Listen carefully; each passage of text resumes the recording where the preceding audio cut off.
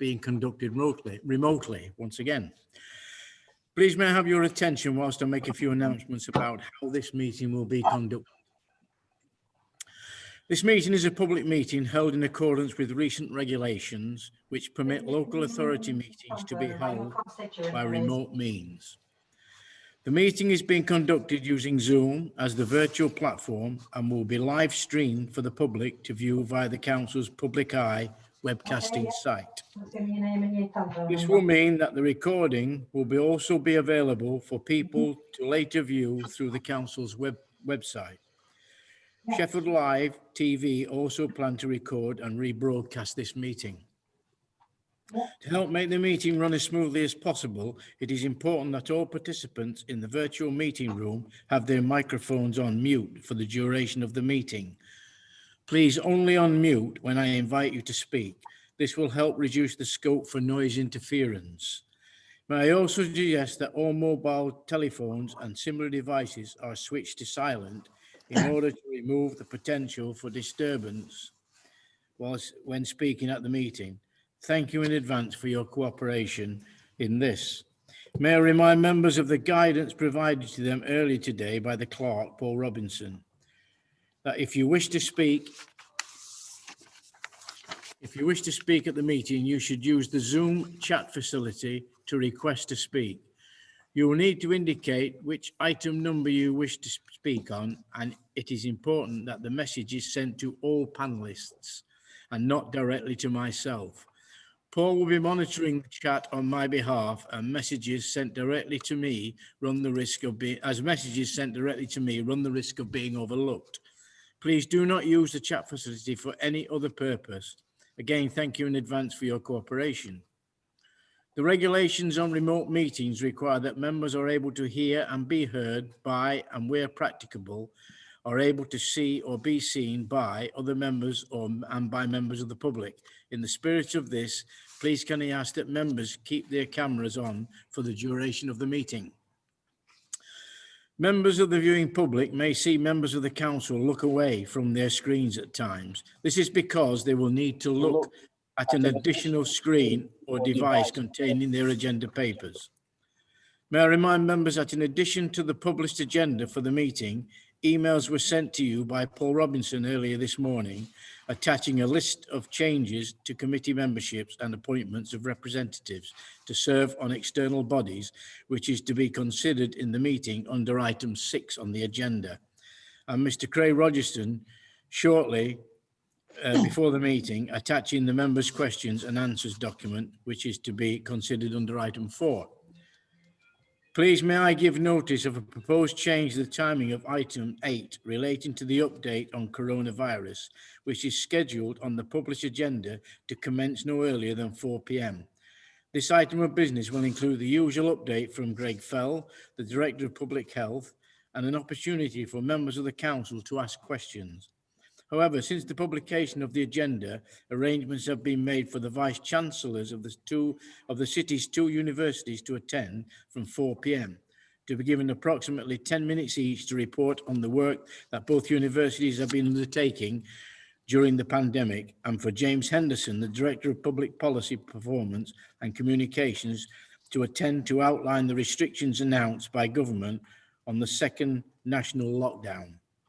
It is suggested that the Vice-Chancellor's element of the item should follow the broader update from Greg and the update from James, and therefore Greg and James have been asked to be available from 3 p.m.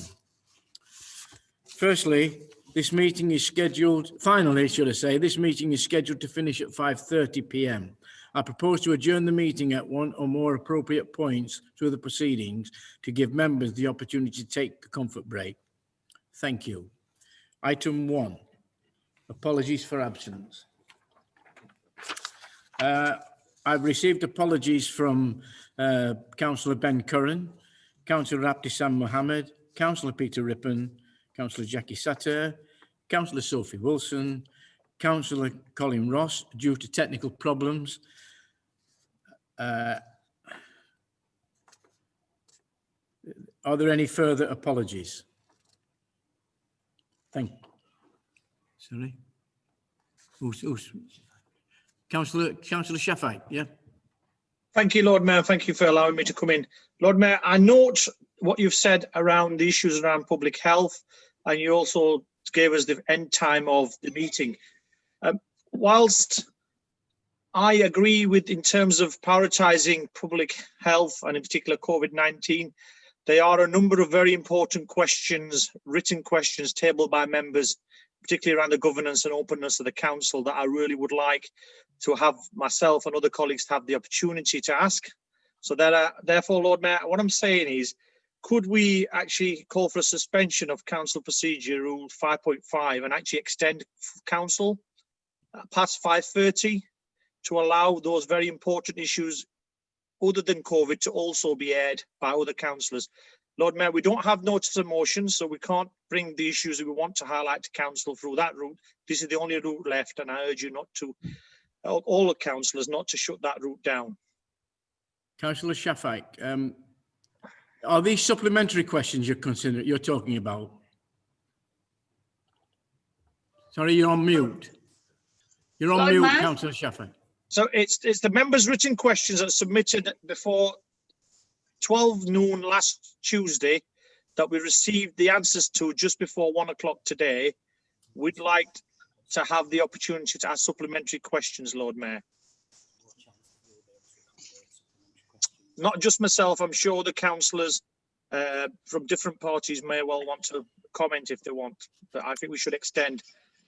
Councillor Shafak, Mohammed, there are over 200 questions, supplementary questions, and the meeting is such, and I don't want to shut anything down. We spoke about this with the whips. I don't want to shut anything down whatsoever. Unfortunately, time is time, and 200 supplementary questions, there just isn't time to take all those questions.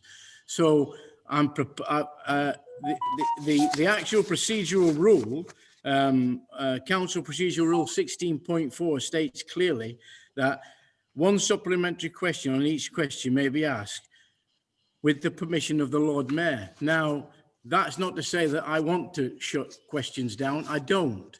But unfortunately, we have a very heavy agenda again.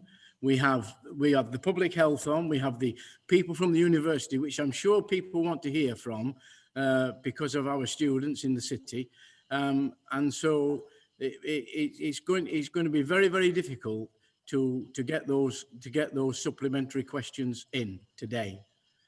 Even with an extension, unless we stop till 10 o'clock tonight, because 200 questions is just an absolute far too many to just take on extension of standing orders. Okay. Respect to speak, Lord Mayor. It's not necessarily that every member is going to ask a supplementary in every question, but there are some really important questions. And I think Councillor Johnson has requested to speak, but unfortunately sent it to me directly rather than to everyone. I think he sent it afterwards. Sorry. I've actually sent it to all now. So request to speak, Lord Mayor. And just a minute. Can Councillor Douglas Johnson? Yes, Lord Mayor, thank you. Just want to speak in support of what Councillor Mohammed's just suggested. It's really important for openness and democracy that we do have some opportunity to scrutinise what the administration is doing in our name. That is fundamentally the whole point of full council meeting. It's not meant to be here for set pieces, however worthy the speakers may be. And just remind you, Lord Mayor, that the agenda was published a week in advance. And there's been no consultation with the other parties. It's purely been imposed on all of us that there should be these additional speakers. It hasn't been consulted with the whips or the other parties at all. And it's going to look to the public, as I've had comments to me, that it's yet again the administration trying to stitch up the agenda. So I think at least a few members' questions are something that ought to be slotted in somewhere. Thank you, Lord Mayor. Councillor Julie Dore. Thank you, Lord Mayor. I have absolutely no objection whatsoever to members of the opposition parties raising questions. In fact, they've raised well over 200 questions to cabinet members, which involves the time of officers during the slap bang middle of a crisis that I think the people of Sheffield out there wish for all our council to concentrate on. So I have no objection to raising questions. You've actually done it. You've raised over 200. You've got answers to all those questions in writing. And I propose, Lord Mayor, that we move to accept your verdict on this particular request. Thank you. Councillor McRooney. It's just a brief observation, Lord Mayor. We do actually have a month between council meetings, as I understand it. And I don't believe that there's a rule that says that you can only ask questions of cabinet members on council day. You can ask them at any time in between council meetings, if you wish. I think there's a bit of grandstanding going off here, isn't there, Councillor Mohammed? And I think you ought to be thinking a little bit more seriously about how you are involved, the time that you are taking up of our council officers right in the middle of a COVID emergency.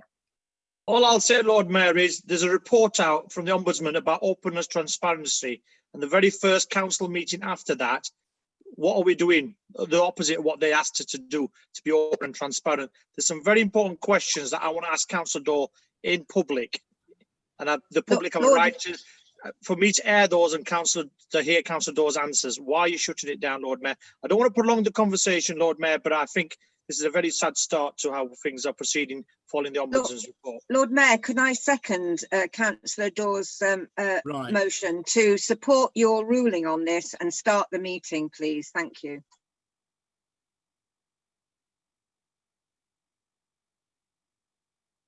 Okay, so what I'm going to do now is I'm going to put it to the meeting. The motion proposed by Councillor Shafat Mohammed and seconded by Councillor Julius Johnson. All those in favour? You have to use the. Yeah. Let me just go through the procedure for voting, and then we show what we're doing. Sorry, Lord Mayor, is this just to extend the meeting? For how long are they proposing to extend the meeting? Because I do remember last time when we tried to do this, there were various members of this panel, i.e. councillors, that had other commitments. So, and especially women who have caring responsibilities. In fact, Douglas, members of your own party, disproportionately over 50% wish to leave the council chamber at this time. So I think we need to find out from members who have caring responsibilities in particular of their commitments. Lord Mayor, I'm proposing half an hour extension. If members have caring responsibilities and can't answer questions, I'm happy to let that pass, but I don't think every member's had a question posed to them will have caring responsibilities. It's been 15 minutes now since the council meeting should have started, and we're still debating whether we ought to have questions. I just think, Lord Mayor, extend it. I don't see what the issue is. Lord Mayor, he's speaking over, and I've also put, can I comment, please? So he either follows your instruction and puts a comment in the box and we all get an opportunity to speak. Because if it's a free-for-all, Lord Mayor, it's just not going to work. But I'd like to comment if I can. Point of order, please, Lord Mayor. It should be one contribution from each group.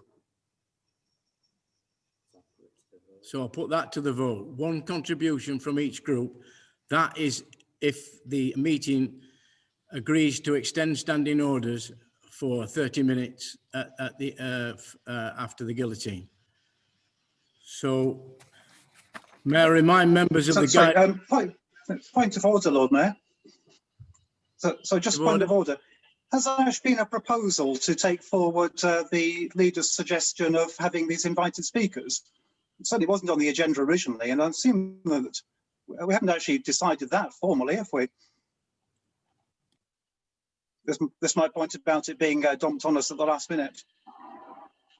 Lord Mayor, sorry, I think the agenda item said a COVID update, and I'm really sorry if you don't think the situation in the universities in our city is something that we really want to hear from, then I'm really sorry about that, Councillor Douglas Johnson, but I do think most people in this city wish to know what's happening in our universities in our city of Sheffield right now.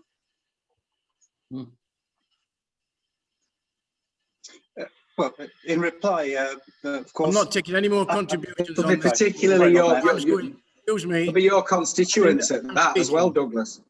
Excuse me.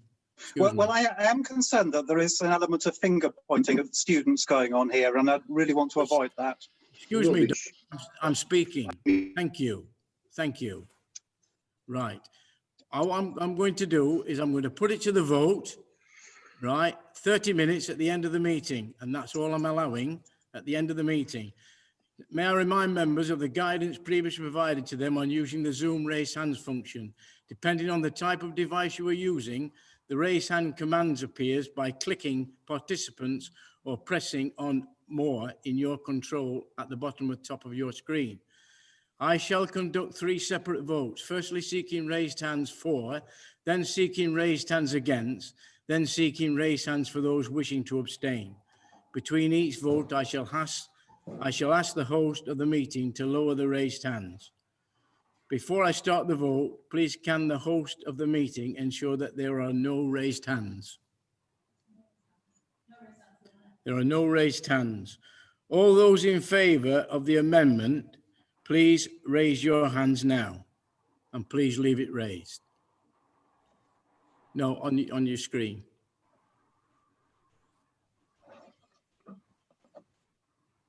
How many have we got?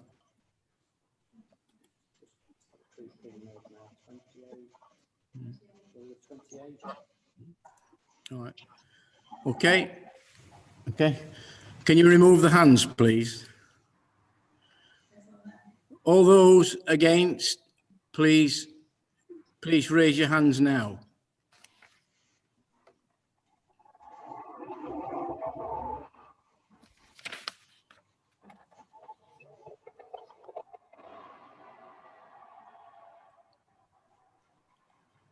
Not working. Lord Mayor, I don't think this is working. There's people who are not working. I couldn't get on. I've had problems getting on as well. I couldn't get on. I can. What do you press? Participants, press Can we have participants. another go?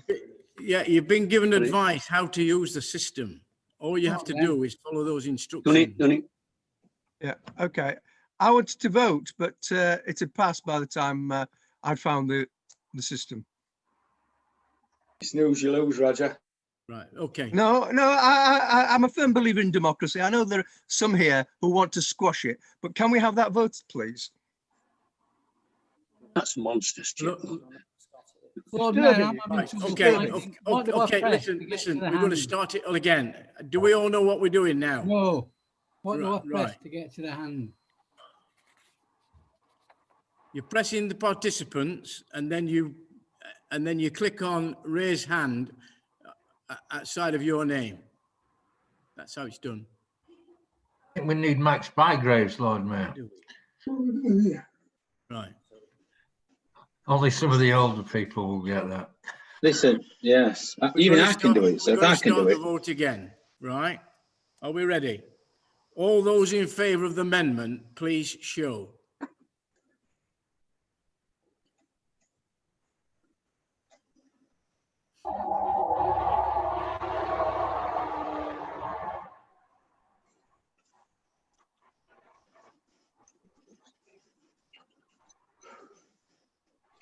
With 33, right?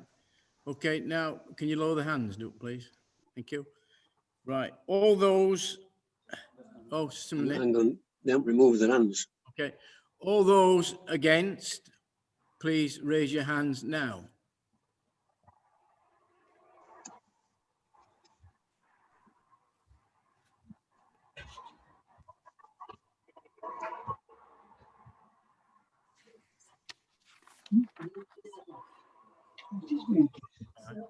Lord Mayor, point of order. All those abstaining, please raise your hands. Oh, have you lowered them? Yeah, all those abstaining, please raise your hands now.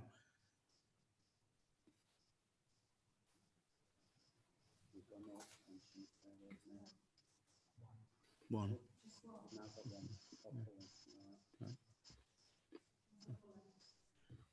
Yeah. We've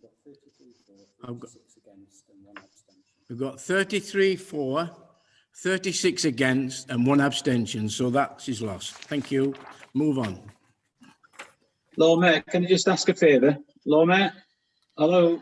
Lord Mayor? Hello. Lord Mayor? Yes. Councillor Weatherall. I'm struggling with hearing problems. A lot of people have got the mic still on, and that's causing a lot of feedback to me because I can hear everything what's happening in their homes. So can colleagues turn the mics off? Thank you. If colleagues can ensure their mics are off unless they're speaking, please, that's okay. Have we done apologies? Right, we're on item 2, declarations of interest. Does anyone have anything to show?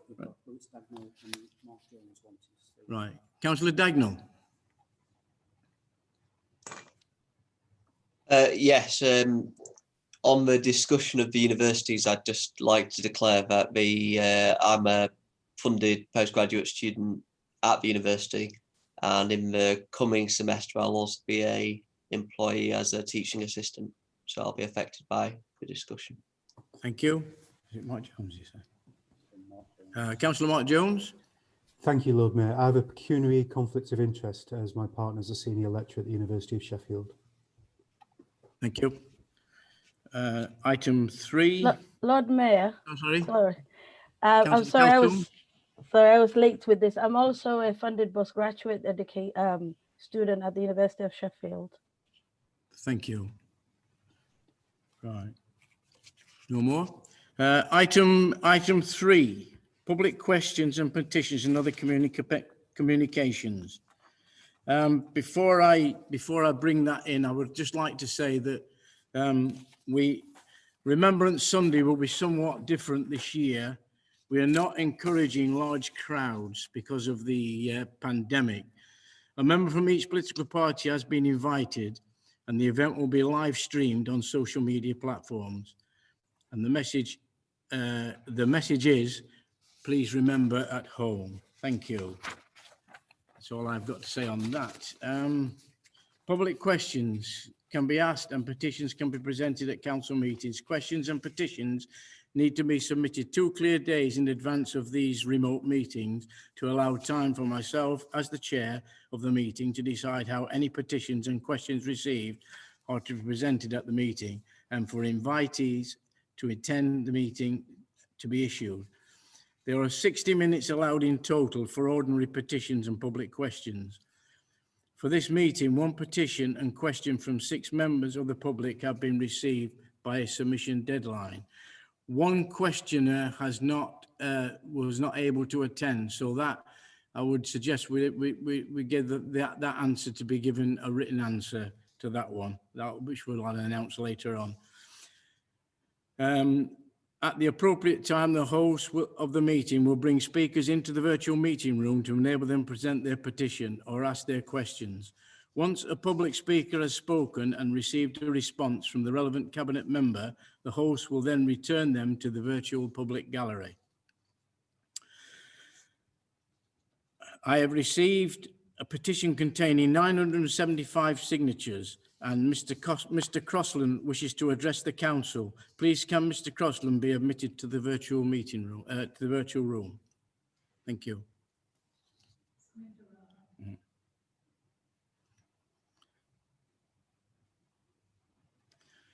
You there, Mr. Crossland? Yep. Okay, that's your question, please. Petition, sorry. Your petition, sorry, yeah. Yeah, got on the right page. Thank you. So my petition is about free school meal vouchers. So if you watch the news, you'd probably think that the debate about free school meals was quite political, but it isn't. It's actually quite personal, and it's about people and children. There are over 22,000 children who depend on free school meals in Sheffield, and at one point I was one of them. We're all disappointed, I think, that the government haven't done this for us. So it's now up to Sheffield and our city to do the right thing. This petition was started a day or so before the council announced their October half-term voucher scheme. But the petition also called for Christmas to be covered, which I now believe the leader has said this will happen. If this is the case, then that's fantastic news to everyone who depends on free school meals to get by. These vouchers are a necessity. If you're walking a financial tightrope, you lose your job because of COVID, then these vouchers will be the difference between a child eating or not, or a mother having to use a payday lender or not. Now, I don't want to go over old ground, but mistakes did sadly happen with the October vouchers. I think it would be really good for the leader, I think it's the leader who's responding anyway, to reassure parents that this won't happen again. This is a fantastic scheme that everyone's worked on, and I think it would be horrible for it to not reach all the people that it could reach. So while publicising this petition, I did receive a few comments from people who didn't think that the vouchers were needed.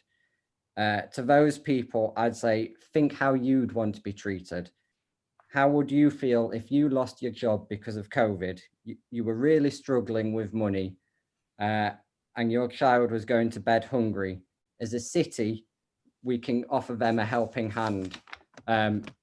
We can say as a city that we are there for you. We are one city and we should always pull together when times get tough. So I'll keep this brief. So thank you, Lord Mayor, for letting me present this petition.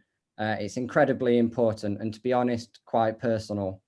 I'll be incredibly happy to see all councillors work together to make sure that our city does the right thing and offer all children who need it the support when they need it. Thank you. Thank you. Can I call upon Councillor Dorr to respond, please? Right. Thank you, Lord Mayor, and thank you, Mr. Crossland, for bringing this petition to council. However, as you say, this council, following the decision to fund free school meal vouchers for half term, had already made the decision to extend the free school meal vouchers for the Christmas holidays, and this was in fact announced last week. We would hope that the government will change their minds and see this as a top priority. They will listen to Marcus Rashford and the national public outcry and provide food to those most in need, especially during this pandemic, where these families are most likely to be the hardest hit by the economic impact on jobs and wages, and also by the austerity measures and the impact on jobs of previous governments, of which the Lib Dems were one. I understand from last month that you are a Lib Dem candidate. Therefore, for your information, Mr. Crossland, I would like to share with you the impact on these very same families because of the decisions of the Lib Dems whilst in government, and why these very same children and young people could continue to go hungry if it weren't for Labour Council stepping in because of the coalition government failures to support them. I am prepared to respond to all the petitioners, if you so wish, in writing, but here are a couple of examples of hardship that the Lib Dem decisions caused these very same families that now you have suddenly grown a conscience to support. So let's take a look at a couple of the wards. In Firth Park, there are 1,920 children that require free school meals. During the coalition years under the welfare reforms, for every single working age adult in that ward, you took off £800. Right, let's look at Beachy and Greenhill, right? So there are 974 children and young people on free school meals. And let's take a look at what the coalition government with the Lib Dems took off those very same families and those very same hungry children during their years in government. And that was £590. Let's take a look at Walkley. In Walkley, there are 632 children and young people on free school meals. And let's take a look at what the Lib Dems in coalition government took off those very same hungry children and families in their households for every working age adult, £430. And finally, Lord Mayor, in my own ward of Arbourthorne, there are 1,220 children and young people on free school meals. And this coalition government, with the Lib Dems' help, took off every working age adult £650 per week.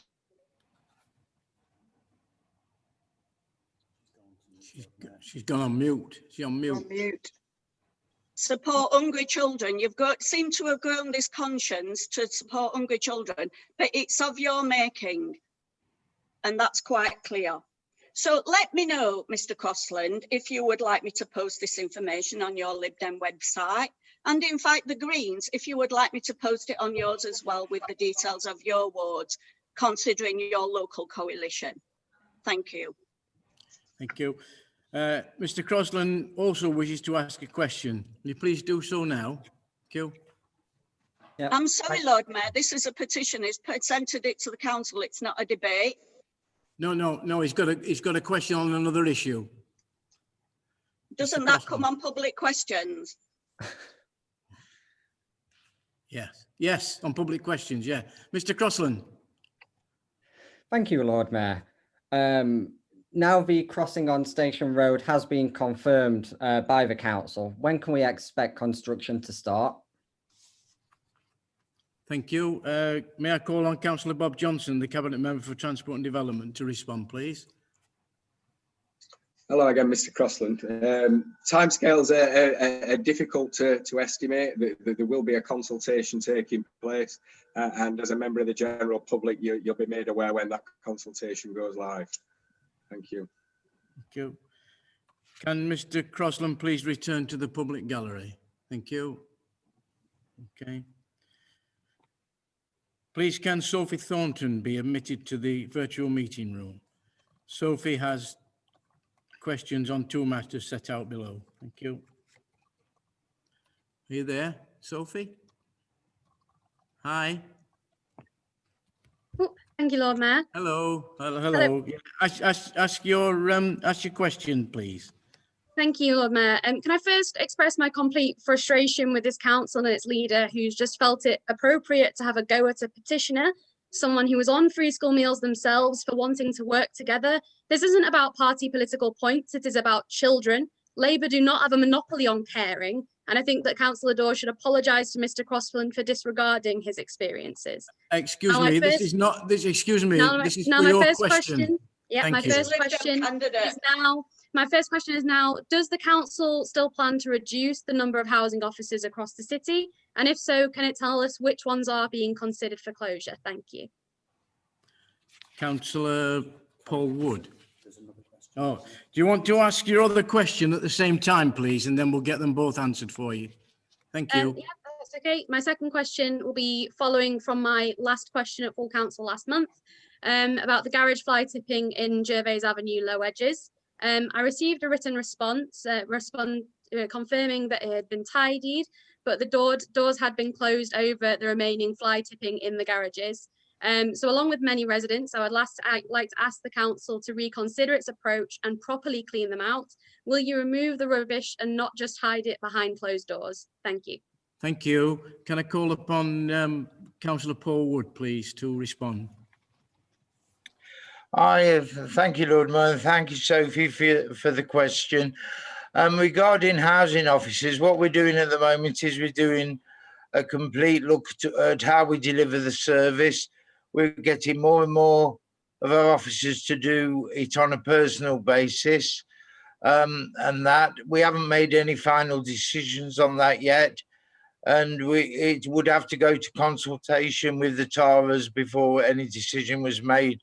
With COVID, we won't be doing that in the next few weeks. So that anything like that will have to be delayed. Regarding the garages, I'll take that up with the repair service on your behalf and try and get you an answer to that. Obviously, I need to speak to officers regarding that, but I will try and get some action to make sure that's done correctly for you. Thank you. Thank you. Thank you. Please can Sophie be returned to the public gallery? Thank you. Russell Johnson has questions on 4 matters as set out below. Please can Russell Johnson be admitted to the virtual meeting room? Right. Are you there, Mr. Johnson? Mr. Johnson, are you there?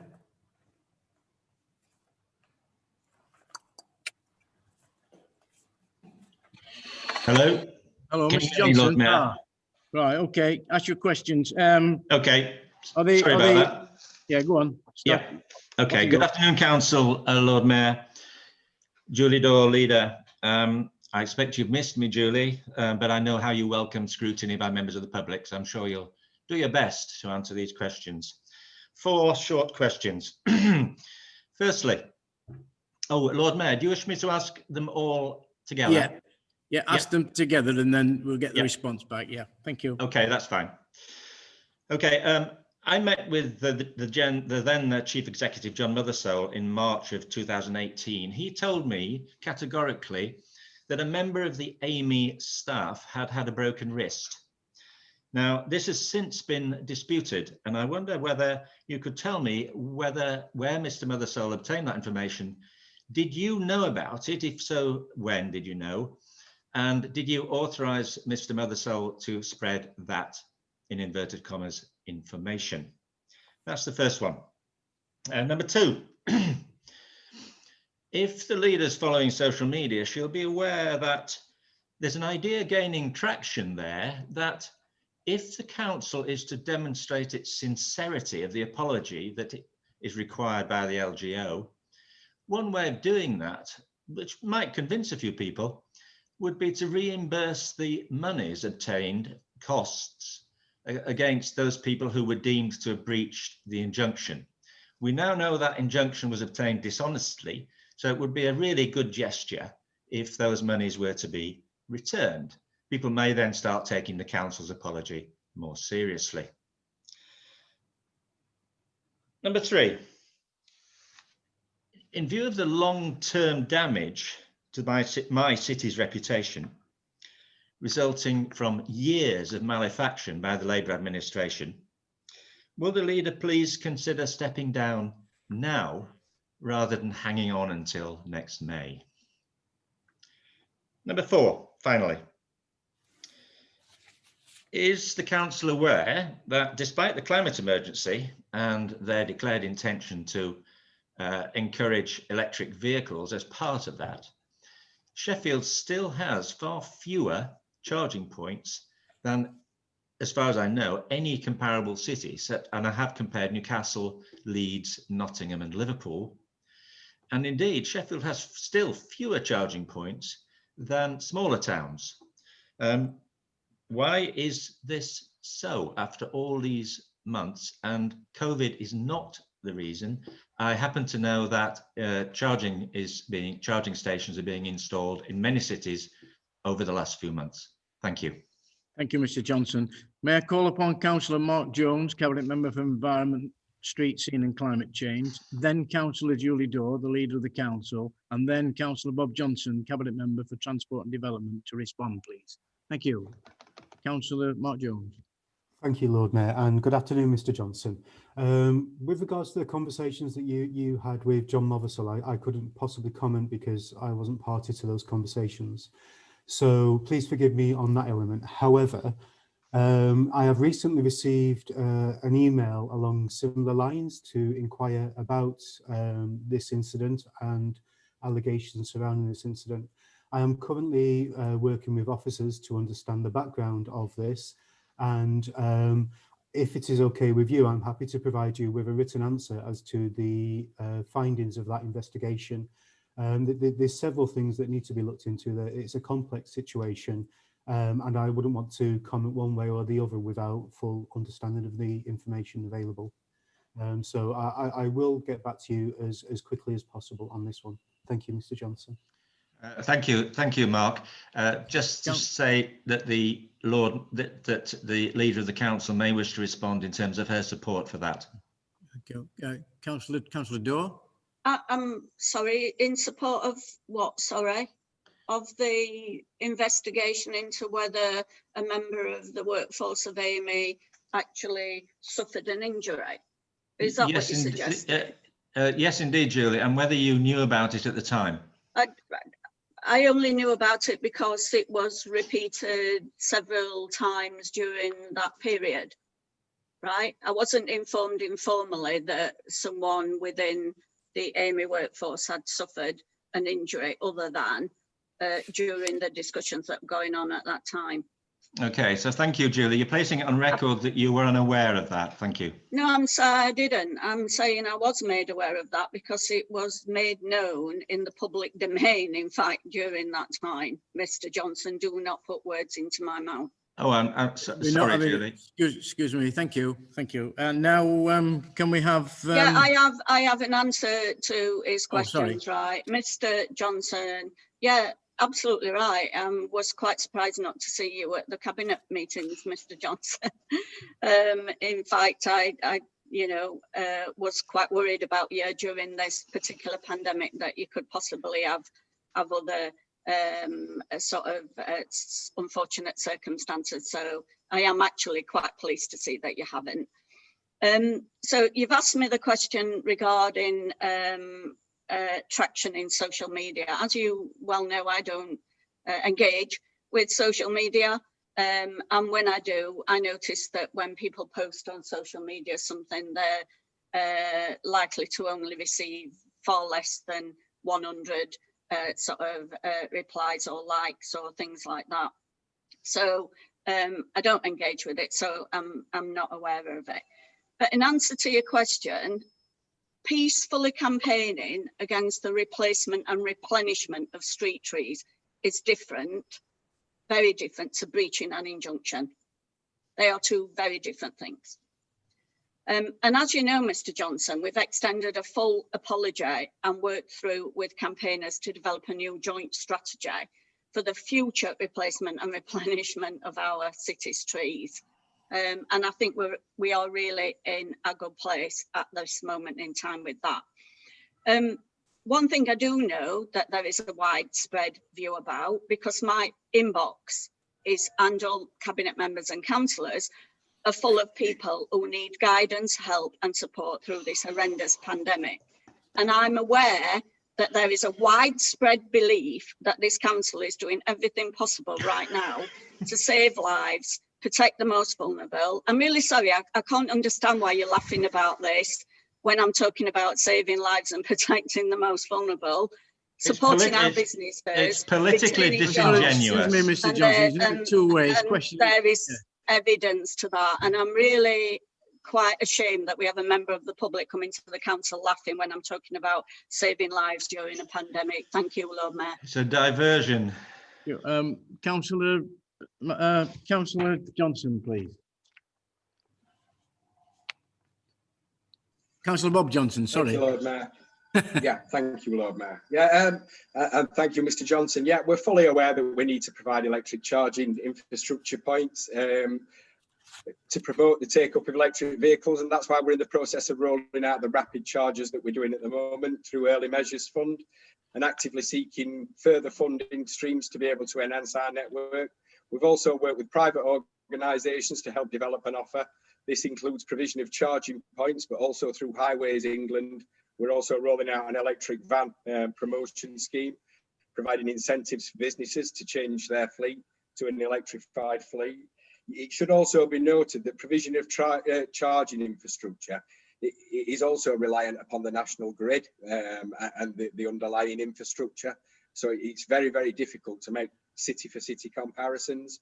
So we are moving forward with it, and we do recognise that we need to increase our charging points. And we are going for rapid chargers rather than the standard ones that you probably see in other towns when you're saying that they've got far more than us. Thank you, and thank you for your questions, Mr. Johnson. Thank you. Sorry, Lord Mayor, there is another question Mr. Johnson raised, which was because Ms. O'Leary is not here to ask us, you're going to get a written answer to her question. And now I'm going to move on to questioner number 5. Ruth Hubbard has one question. Please, can Ruth Hubbard be admitted to the virtual meeting room?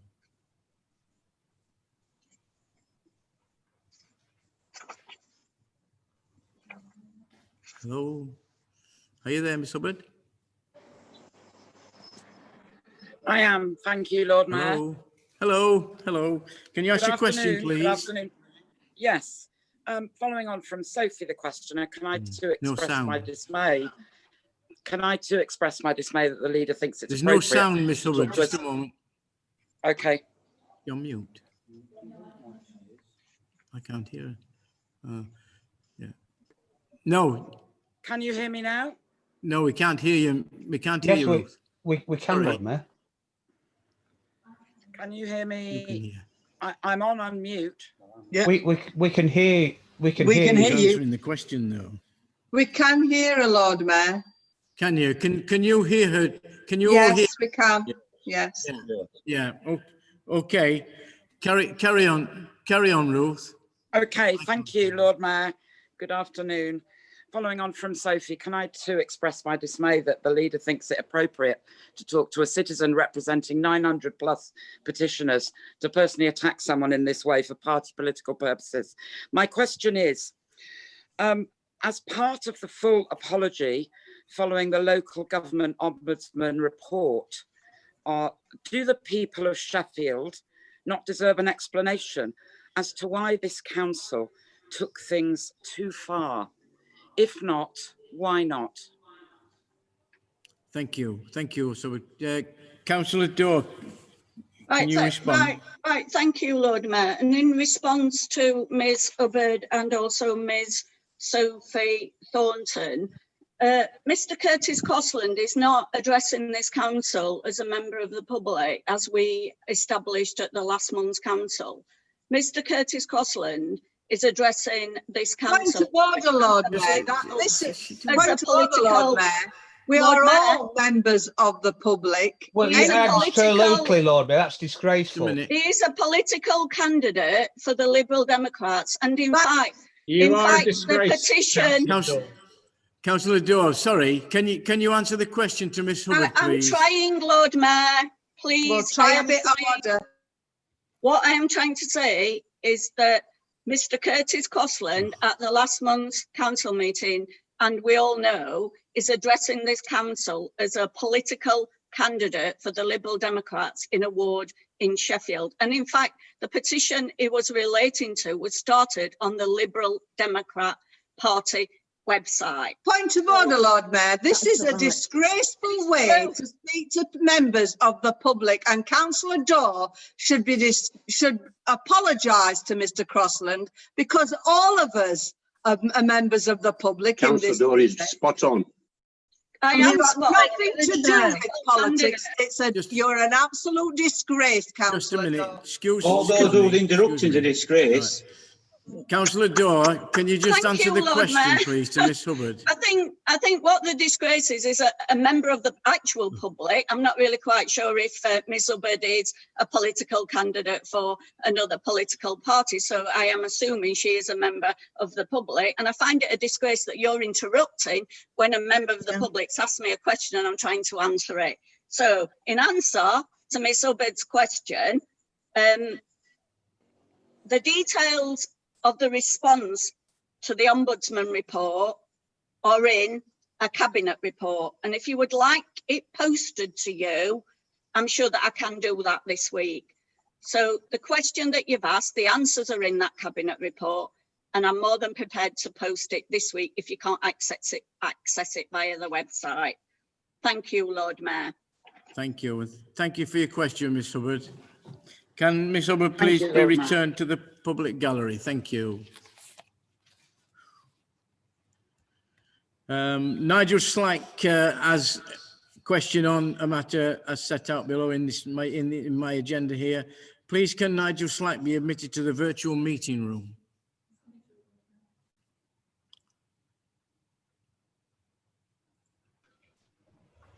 Are you there, Mr. Slack? I am, Lord Mayor, thank you. Thank you. Can you ask your questions, please? Yes, I have to say, however, I found it fun that there should be so much contention over plants in the public questions when Labour Party have been just as guilty of that in the past, and I drew their attention to it at that time. However, two other matters.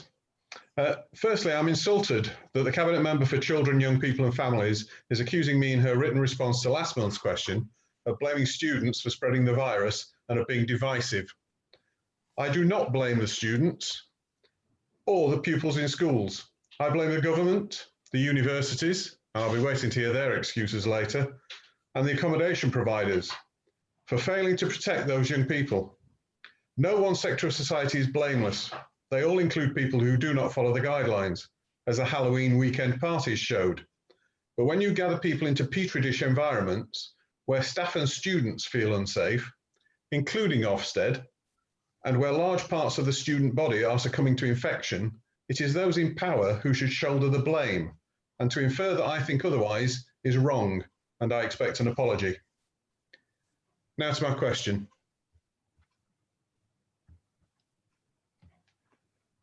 When is a lockdown not a lockdown? When it does not include schools, colleges and universities. Again, the government is failing the nation by insisting that educational establishments continue to provide one of the major vectors for the ongoing crisis of infections, hospital admissions and deaths in this COVID crisis. The pathetic need of government to satisfy their masters in the mainstream media and the corporate boardrooms is killing people. Nearly 400 yesterday. It's been clear from the first lockdown that this late to the party approach is damaging both to public health, UK had the highest death toll in Europe, and to the economy. The UK had the worst economic impact in Europe, and that this time will likely be no different. Taking these decisions weeks after the science demanded it, 40 days in this case, is the government's fault, and this city now needs to stand up and be counted. Will this city demand that HMG, or the government, close the schools, colleges and universities, as demanded by teaching unions like the NEU and the UCU, and the science through SAGE to help suppress this uncontrolled pandemic? They are contributing to community infections, and as a result, all age groups are now being affected. It's entirely possible for the country to afford a real national lockdown economically and to enable the people to work on ways to support the mental health of those worst affected. This government chooses not to do so, and this council seems to follow orders. Why does this council continue to follow flawed advice from HM government? When will council take the right steps to protect students, staff and workers in education? Does council think this supposed lockdown will work without closing education? And what do council say to those working in education and families of students who do not have faith in the COVID safety measures in place?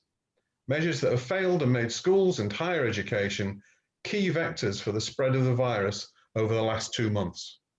Thank you, Lord Mayor. Thank you, Mr. Slight. May I call on Councillor Julie Dore, Leader of the Council, to respond, please?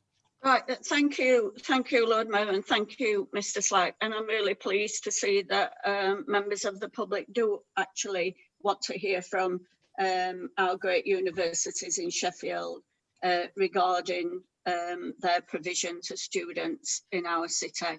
And I hope that you will be able to stay online and hear what they have to say.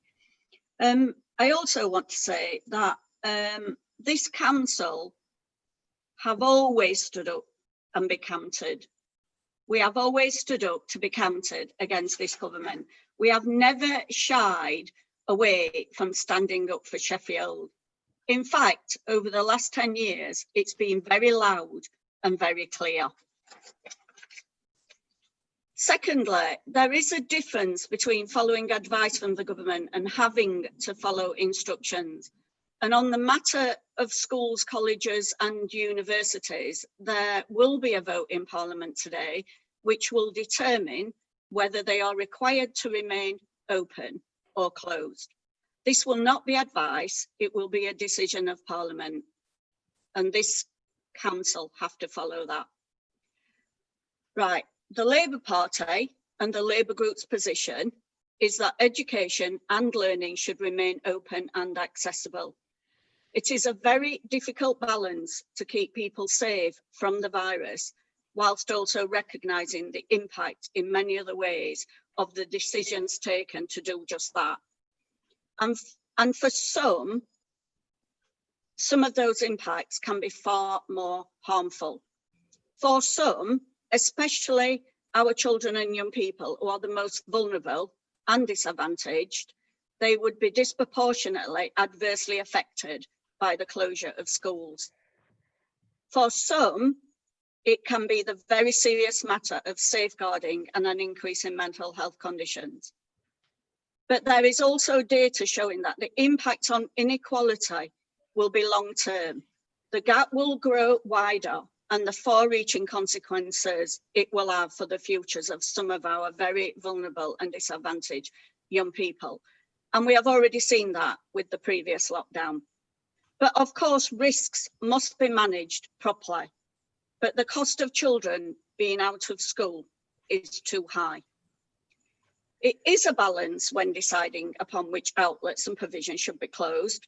We will also see the consequences of the closure of gyms, leisure centres and other wellbeing activities on both our physical and mental wellbeing. But personally, for me, education is a priority, and that's the position of the Labour Group and the Labour Party.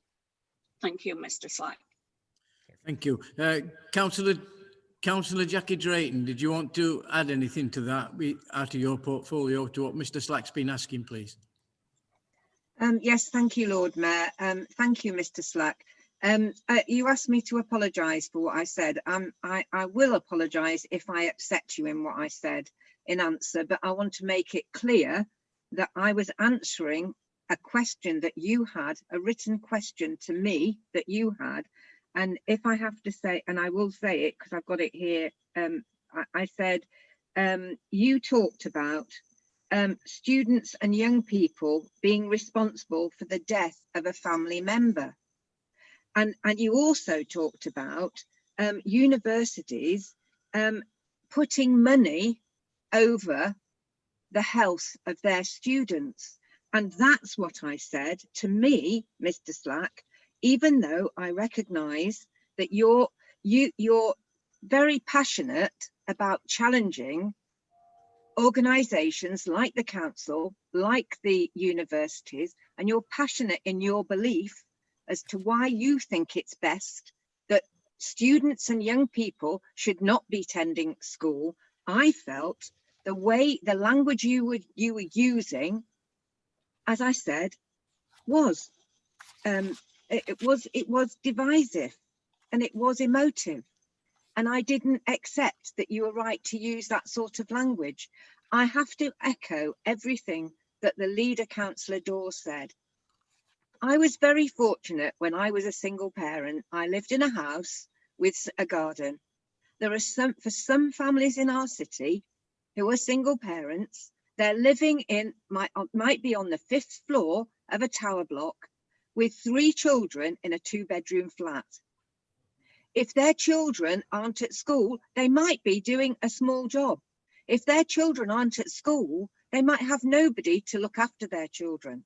So as well as on the top of maybe not having a job, they have to look after those children and teach them in that small space when they might just have one mobile phone like this, not huge loads of computers, but one mobile phone for the whole family where children are supposed to do their online work on. That's the reality for a lot of people.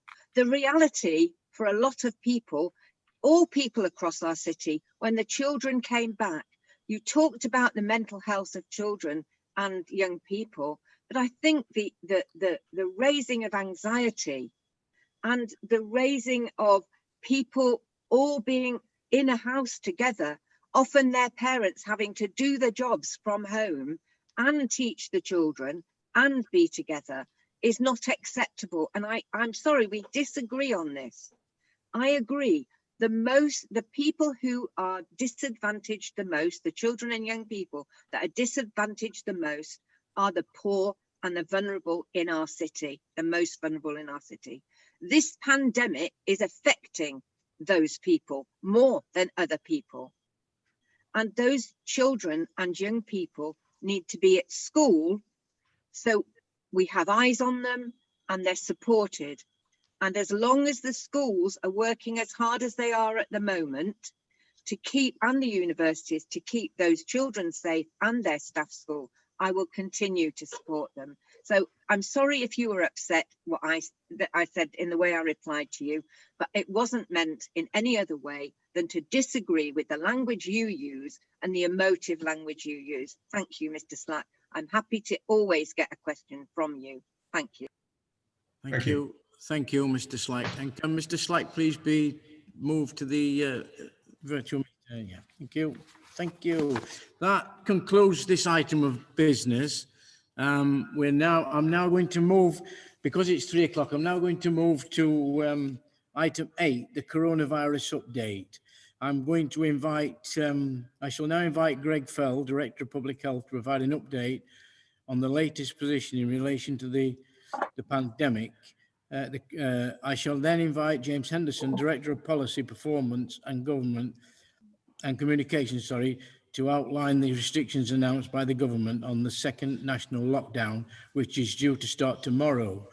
This will be followed by an opportunity for members of the council to ask questions. If any member wishes to ask a question, may I remind them that they need to request to do so via the Zoom chat facility, sending their message to all panelists. May I call upon Greg Fell, please, and can I also invite in James Henderson, and if the Vice-Chancellors would like to join the meeting, they're more than very welcome. Thank you.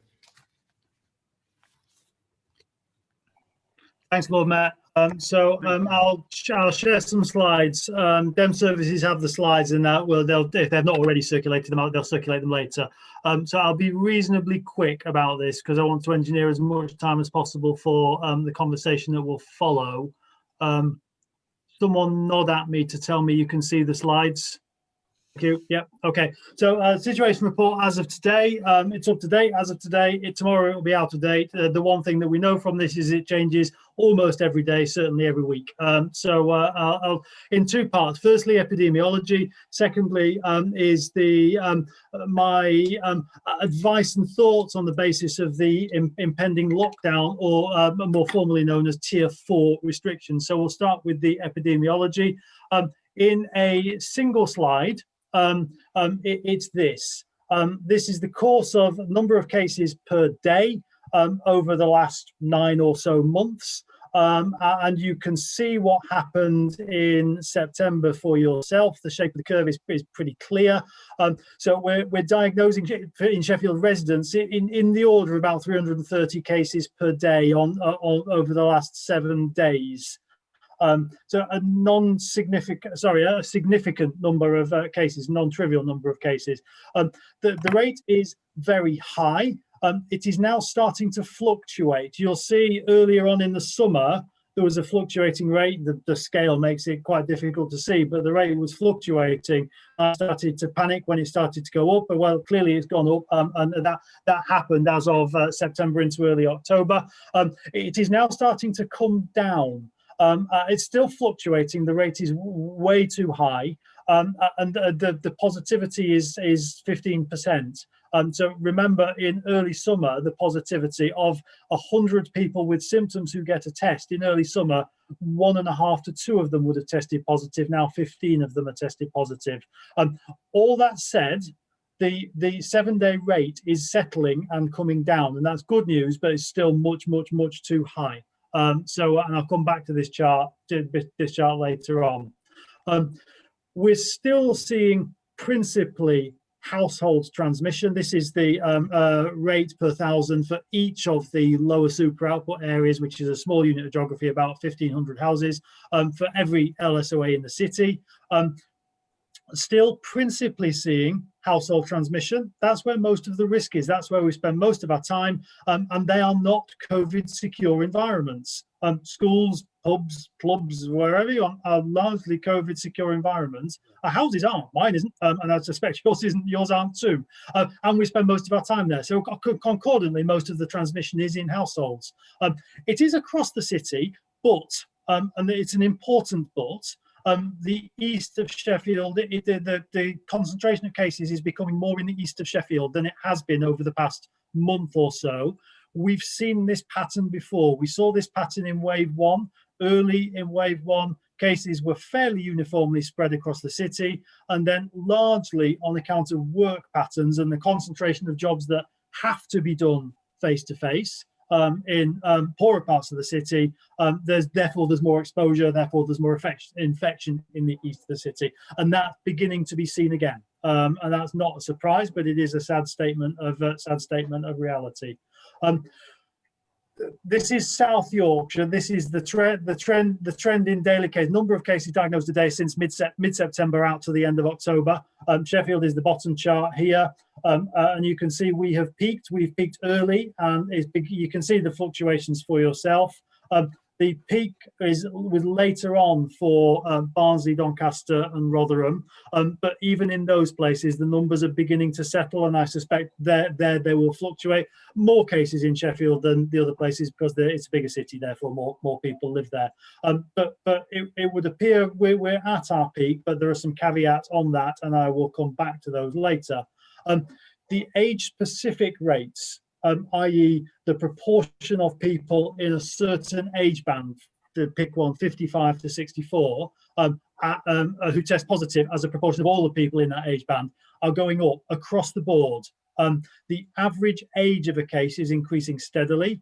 A month and a half ago, the average age of a case was about 28. Now it's about 35, 36, and it's going up. Wave one, it was in the 60s. I don't know where it will settle. I genuinely don't know where it will settle. There's been a lot of talk, and I've picked up on some of the conversations about the student population just as I dialed into the meeting. It's easy to blame students for this. It would be entirely and wholly wrong to blame students for this. Entirely and wholly wrong. We are a university city. This has happened in every university city. We are providing education for children and young people. Many of whom are from South Yorkshire, particularly in the case of Sheffield Hallam University. What happened has happened, and it's happened in I think every university city. If you take the 18 to 24 population out of the mix, our rates are just like South Yorkshire, And what's happened, you can see this line actually is the 18 to 24.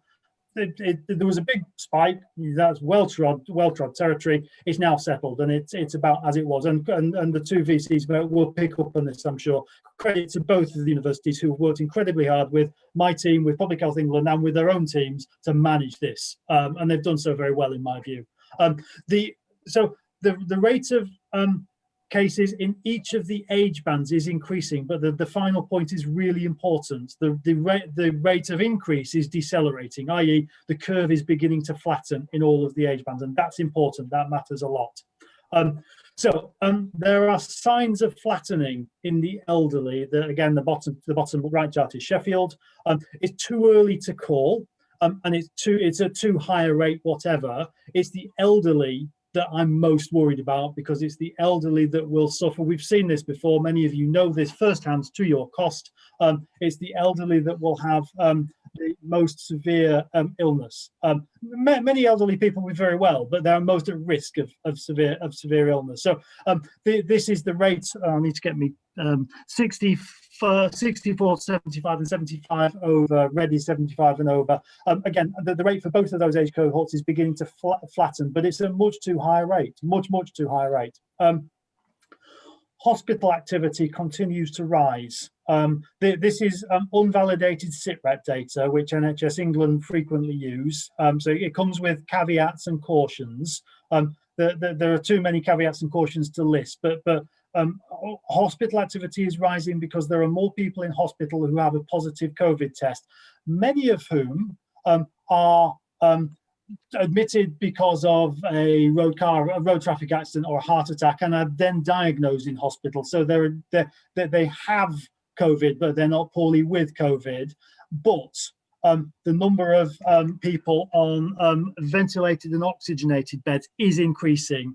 And the other important caveat to this is the NHS is continuing to deliver routine, normal, elective care, because there are consequences of not doing so.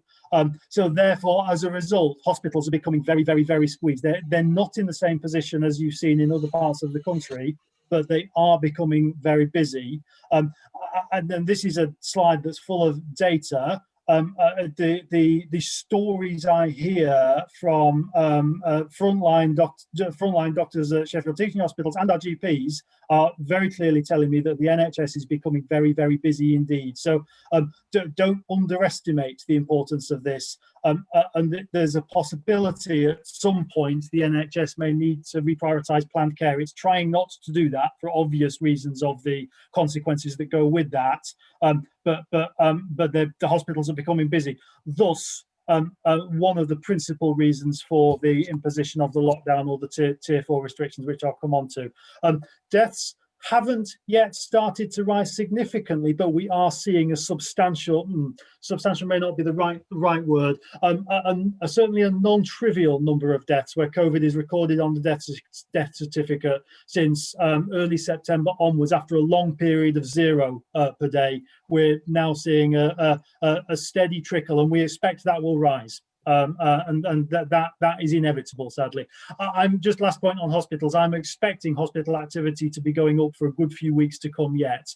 And that becomes more and more problematic as we get further and further into autumn and winter, because hospitals are usually really busy in autumn and winter, as will the knock-on consequences for social care.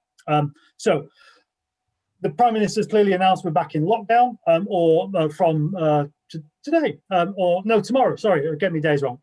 More to the point, tier 4 restrictions. Why?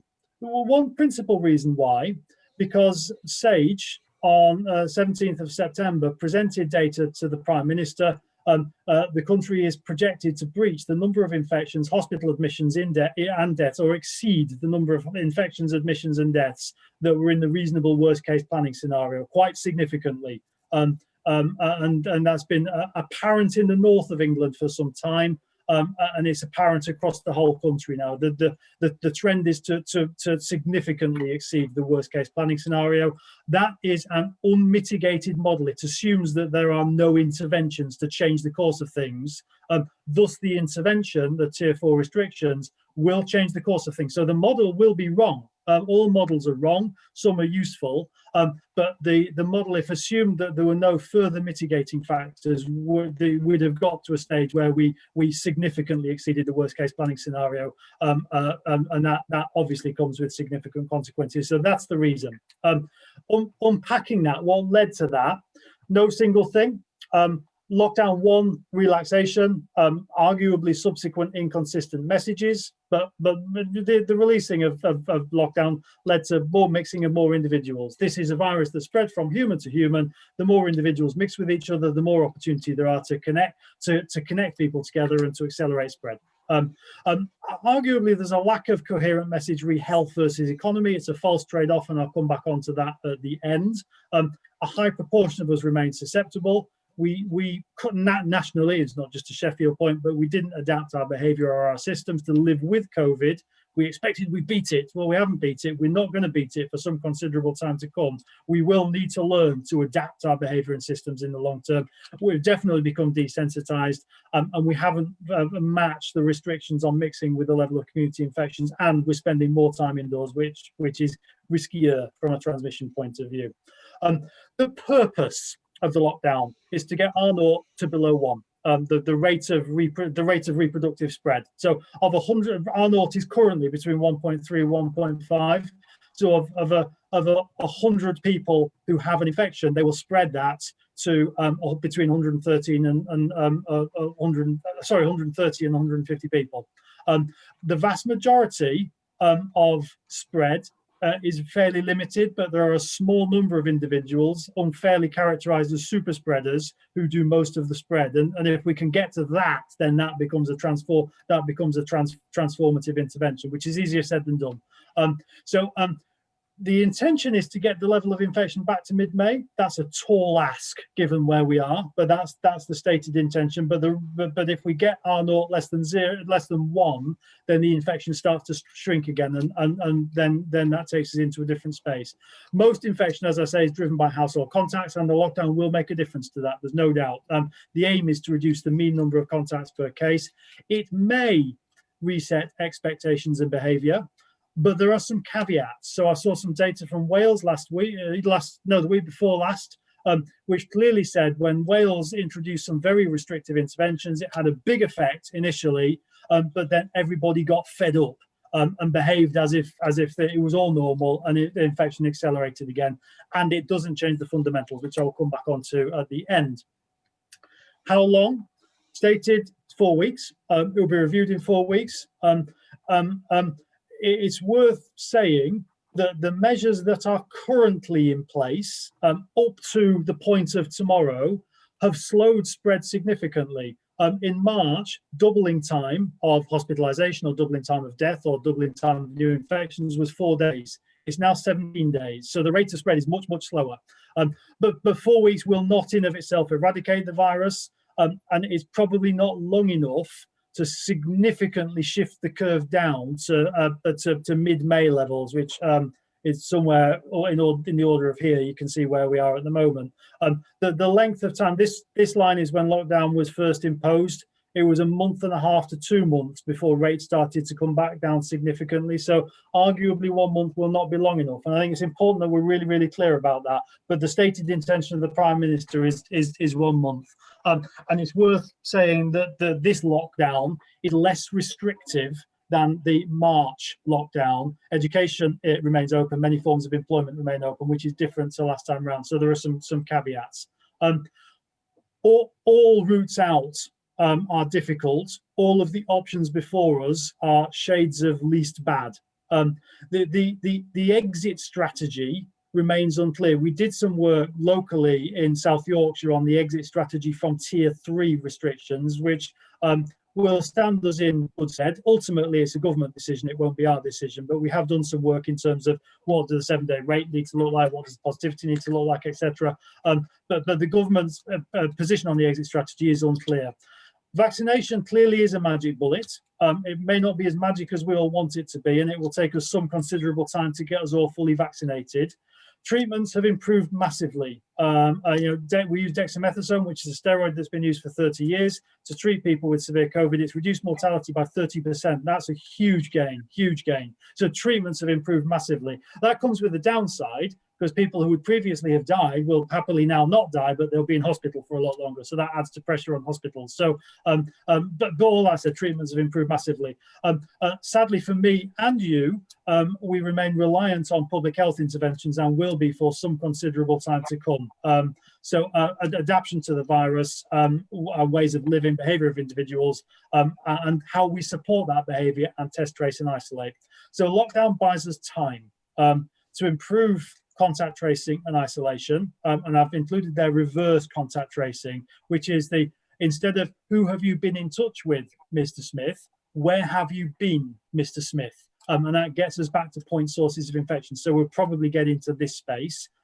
Adapting physical and social environment, ventilation, spacing, remote working, some of that's easy, some of that's not very easy, and a lot of that has been done. And re-looking at our messaging. Trust and confidence in messaging is key. I hope the public of Sheffield are reasonably trusting and confident of the Sheffield messaging. We need to continue to reinforce that. Last point, mental health. We know lockdown is bad for mental health, and actually we know who was most impacted. So we need to make sure our interventions are straight and fixed and clear in that space. I've shown this slide before, so I won't dwell on it, but we know what makes most difference. Our strategy is based on these bullet points, and it's not really going to change that much, or certainly the public health bit of the narrowly defined public health bit of the strategy. Those are the things that make most difference, and we are doing this stuff, and make no bones, it's difficult to think of stuff that we're not doing, but we will continue to intensify. But we know what makes most difference, and we continue to execute work in all of those spaces. We all want magic bullets. They don't exist. The slide is one that's commonly circulating on social media at the moment. It's done by an Australian virologist. I quite like it. I use it a lot. But each of the interventions is imperfect and it has a hole. Therefore, the more slices of our Swiss cheese we have, the less opportunity there is for the virus at one end to get through to the individual at the other. Adherence needs to be high, clear and simple messaging. I've talked about the operational effectiveness of test, trace and isolate needs some work. That is a national issue, not just a local issue. Face coverings are not the magic bullet that we all want them to be, but they do make a difference, and there's probably a case for doing a bit more. And probably some aspect of seasonality in this. Coronaviruses tend to be seasonal, but see the work in Southeast Asia, Australia and New Zealand, they've explicitly gone for an elimination strategy, and I think that's eliminated the seasonality element of this. Nearly done. More that we can do. Certainly, I think we are rethinking all of our elements of the plan. Test, trace and isolate's too slow and not enough coverage. We've stood up a local service. It's in its third week. It's working pretty well, actually. It solves the coverage problem, but it hasn't yet solved the speed problem. Testing fatigue is a problem. In reverse order, the Welsh data says 80% of people believe that you get this from strangers. The reverse is true, actually. You're more likely to get this from somebody you know because you spend more time with them.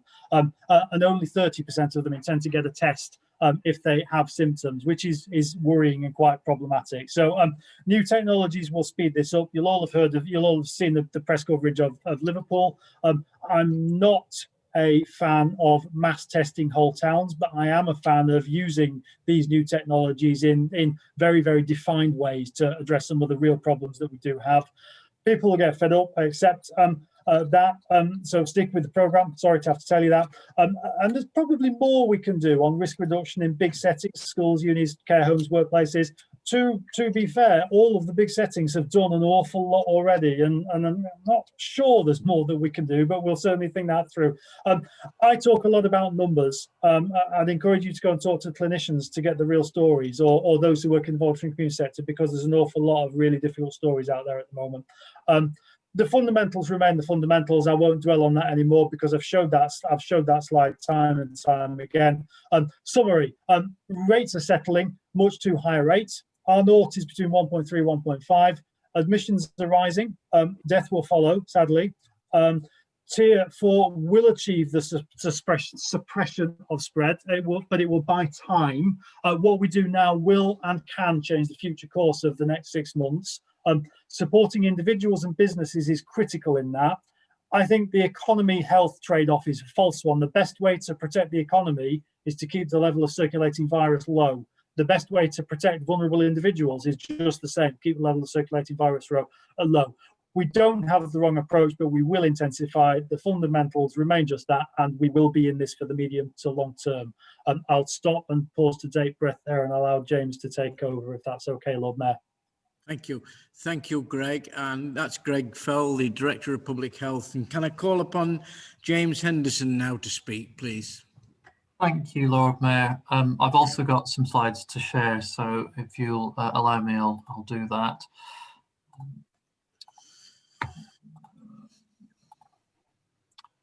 Right.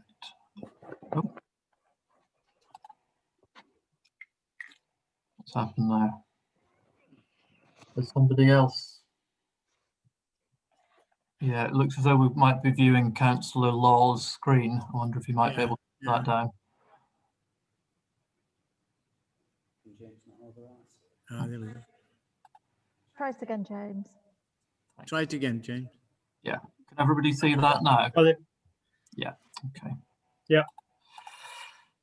Good. Okay. Thank you. I won't take up too much of your time, but I did just want to run through the national restrictions that are coming into place tomorrow. But I'll start with the caveat, which is that the House of Commons is voting on the proposed new regulations today. That may have happened, but it's certainly scheduled for today. So, assuming that there are no changes to the regulations that have been laid before Parliament, the slides that I'm going to go through will talk you through the restrictions that are coming into place. They will come into place from 1 minute past midnight tonight, And as Greg has said, the intention is that they will be in place until Wednesday, the 2nd of December. At which point the government had said originally that they expected different regions to return to the tiers system that we've got in place currently, but that I think is dependent upon the rate of infection, and I don't think there is any guarantee at this stage that the measures won't be extended beyond that, but I believe they would need a further debate and vote in Parliament if that were to be the case. But that's certainly the government's stated intention at the moment. Quite where that would place Sheffield at the end of that period would obviously be dependent on the rate of infection here and some of those measures that Greg spoke about. So in summary then, just to go through the restrictions, there is a general, as with the first lockdown, a general requirement that people must stay at home, except for a limited number of exceptions that are set out in the guidance.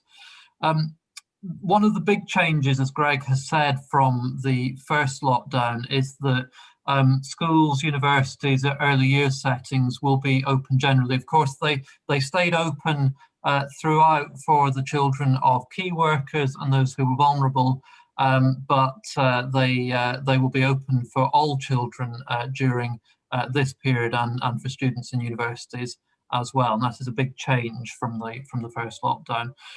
Work will be allowed to be undertaken away from the home where it can't be done from home. So that again is a slight change from the first lockdown, including particularly around construction and manufacturing are two sectors that the government has particularly called out within that.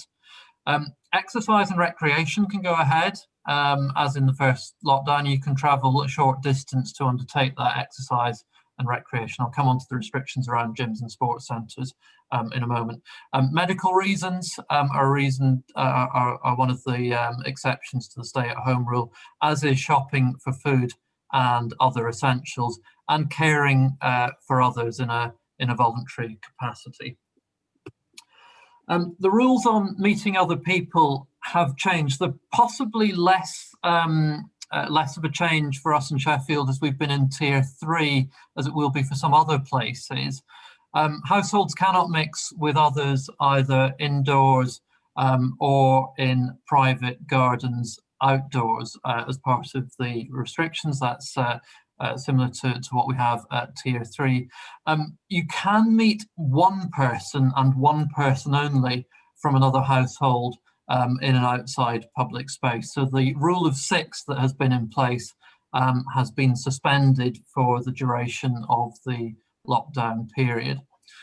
Support bubbles are allowed to continue, and households made up of single parents and children can continue to form a support bubble with another household, similarly with people who live alone. And children will be able to move between homes if their parents are separated. That was one of the changes that came in partway through the last lockdown. That's going to be in place from the start this time round. So what can stay open? I've already touched on schools, nurseries, colleges and universities. They will remain open throughout. Hotels and hostels will remain open, but only for people who have to travel for work. Workplaces, as I've said, will be asked to stay open if people cannot work from home, including particularly construction and manufacturing. Funerals will continue to be allowed with a maximum of 30 people in attendance at those. Food takeaways and deliveries can continue, but there are some very significant restrictions on pubs and restaurants otherwise that I will come on to. And non-essential shops can stay open, but only for click and collect or for delivery. So in-person shopping in non-essential shops cannot continue. There is a list on the government's website of which shops are considered to be, or which sectors are considered to be essential and which are not. And we can direct you to that information if you haven't seen it. So what must close or isn't allowed? So I mentioned exercise and recreation is allowed. That cannot take place though at a gym or any other form of indoor or outdoor sports facility. They will be required to close during this period. Pubs and restaurants will be required to close, but alcohol will be allowed to be bought as click and collect. That was a change from the initial guidance that came out, but it is in the regulations that are being debated by Parliament at the moment. As I've said, non-essential shops must close for in-store purchases. Weddings and civil partnership ceremonies will not be allowed apart from exceptional circumstances. What the government chooses to call deathbed weddings, where somebody is terminally ill and expected to die, are the only situations in which a wedding or a civil partnership will be allowed to go ahead. Places of worship will be generally closed. They will be allowed to be open for individual prayer or worship, or where they're being used for some other capacity, such as a food bank or providing voluntary support to the community. Community centres and libraries will also be required to be closed for their normal activities, apart from click and collect in the case of library provision. In terms of the broader public health advice, and Greg's touched on some of this, the government are advising those who are clinically extremely vulnerable to stay at home, and in particular not to go to work if they're unable to work from home.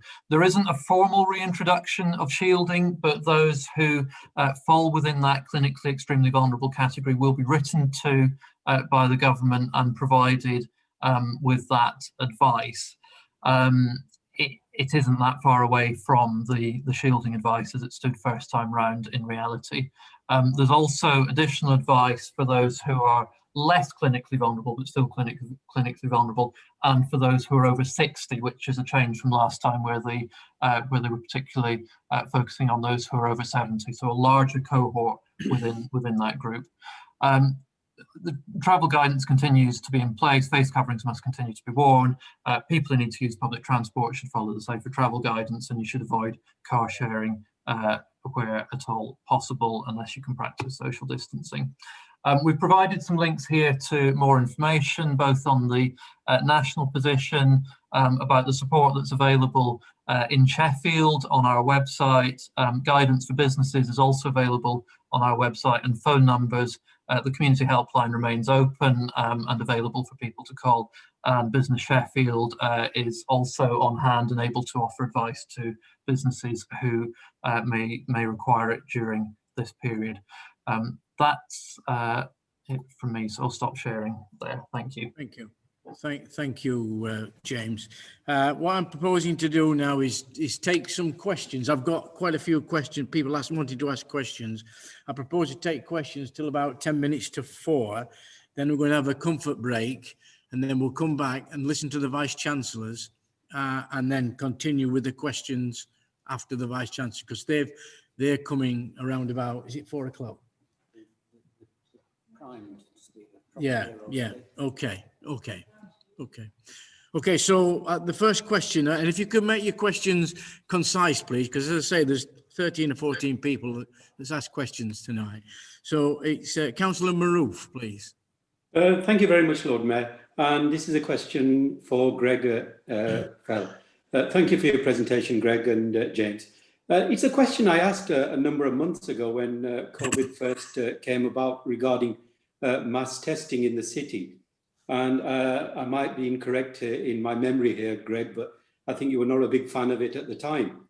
Now that Liverpool are doing mass testing, and there's a likelihood that quite a number of other cities will follow suit following government guidance, is it something that you feel we are ready for in Sheffield? Has it been considered? And if it hasn't been considered before, why not? Considering that the world is also looking at mass testing whole sets of populations, including, I was reading yesterday, Slovakia, where they've now decided to test the whole of the country, and 3.6 million people have already been tested. So that's question number one, Lord Mayor. Question number two, very briefly here, is there is a debate running around schools and universities as to whether or not they should close or not. You as the Director of Public Health, what would your advice to members, the elected members, to the elected members be on this subject? Thank you, Lord Mayor. Thank you. Thanks, Councillor Maroof. I might do formal written answers to both actually, but I'll do quick answers now. On the mass testing question, I'm still not a fan of mass testing whole populations. There are some caveats to it. Testing works if it's linked to the right intervention that follows it. Someone nod. Have I lost my sound? Oh, okay. Sorry. Testing, if it's linked to the right interventions that follow, is a valuable thing to do. There are some scientific uncertainties with regard to a strategy of mass testing a whole population. So Liverpool is about 500,000 people, but Sheffield's a wee bit bigger than that. Whether or not the test is accurate enough to warrant the effort needed, whether or not there is scientific the scientific plausibility of the testing mass populations is uncertain, and one of the learnings that will come from Liverpool is whether or not that is whether or not there is scientific validity. There are significant logistical problems. You'll have clocked that the army, 2,000 troops are in Liverpool doing this. They're not going to be there forever, and Liverpool will have to pick that up. We cannot pick up the logistical exercise required to test 2,000 troops. And it will need to be a test and retest and retest and retest. Doing it once is pointless. It has to be done probably weekly, possibly fortnightly, but the science is uncertain as to how frequently the retest would need to be. And again, that's one of the points of the Liverpool pilot, to test that. But doing that weekly for a population of 600,000 near on is a huge logistical exercise. So we'd need to be very, very, very, very sure that the benefits and the ability to tie the test and the test results up to the right behaviour and the right systems and processes, particularly NHS track, trace and isolate, is as yet uncertain. Then I get on to where I am keener, but it still comes with both scientific and logistical uncertainties, is doing basically population screening, but in defined cohorts. So some examples, there is definitely a case for asymptomatic screening in those providing and possibly citizens receiving domiciliary care or home care, similar to what we're doing within care homes at the moment. There's definitely benefit in that. We need to be doing that. The government should have been doing that some considerable time ago. So there's a case there. There's possibly a case for asymptomatic testing in mission critical services, be they public sector or private sector, to keep those services running. Your schools would be an obvious example, but with some caveats. And there may be a case for asymptomatic testing in contacts of confirmed cases, particularly household contacts of confirmed cases, because that's where the scientific plausibility is highest. That needs some working through, and we are working through that now. With a view to learning from the Liverpool pilot as it goes forward, to adopt a more targeted approach to mass testing. But yes, we will probably be in that space in the next month or so, is my guess. It's difficult to say, but it's moving quite quickly. But the logistics need to be 100% clear. We cannot take on such a large-scale exercise. Liverpool can't take on such a large-scale exercise. That's why there's 2,000 troops there. How the logistics work is probably the deal breaker, more so than the science, actually. That was the question one. That's the short answer. I'll do the long answer in writing. Question two, schools. SAGE were really clear in their advice to government. Reopening schools fully, reopening universities will put upward pressure on our nought and will lead to more cases of infection. That's balanced against that is, one, the education sector is operating in a largely COVID secure kind of environment, and there's relatively little, if any, documented evidence of in-school or in-classroom based transmission. So where there is cases associated with a school, is reflective of the community transmission that people bring into a school and are then appropriately isolated, rather than in school or in classroom transmission. Secondly, and there was a very, very good piece of science published on this today or yesterday, I've forgotten, which basically says that the transmission of children to adults is actually quite rare. And then the third balancing factor is education is good for children, the end. And not having education stunts life chances and is inequitable. So putting all of those things together, were I to be asked for advice, my advice was I would follow the government policy and keep education settings open at the end. It's a no-brainer, but the consequences are a higher rate of infection, and Sage, we've been very, very clear on that throughout. Thank you. Thank you, Lord Mayor. Councillor Adam Hurst. Thank you, Lord Mayor. There's a couple of points. I'll try and sort of keep them very succinct.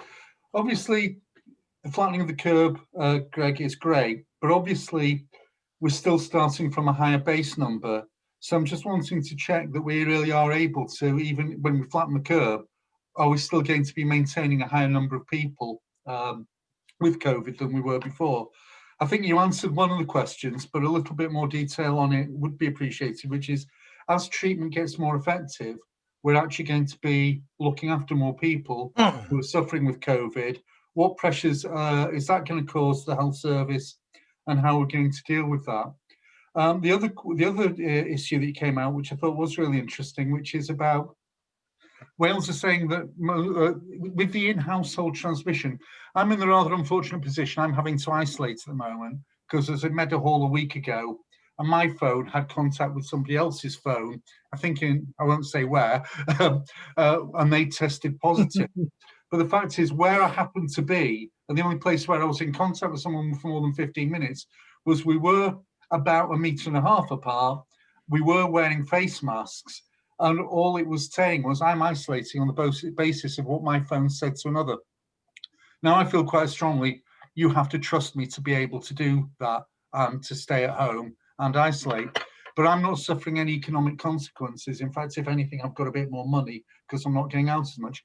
How do we actually encourage and enhance that cooperation with self-isolating and make sure we get the self-isolating from the people who really need to do it? And then there was a final question that I wanted to actually ask for James Henderson. What's the situation about people over the age of 60 going to work? Should they be furloughed? Should they be isolating? Because we do seem to be saying that the over 60s should be paying particular attention to reducing their social contacts. So I'll leave it at that so that other people can get in. Thank you, Lord Mayor.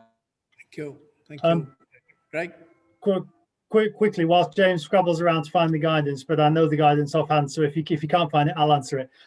The rates will come down again, there's no doubt about that. Quite how low they will go, no one knows, actually.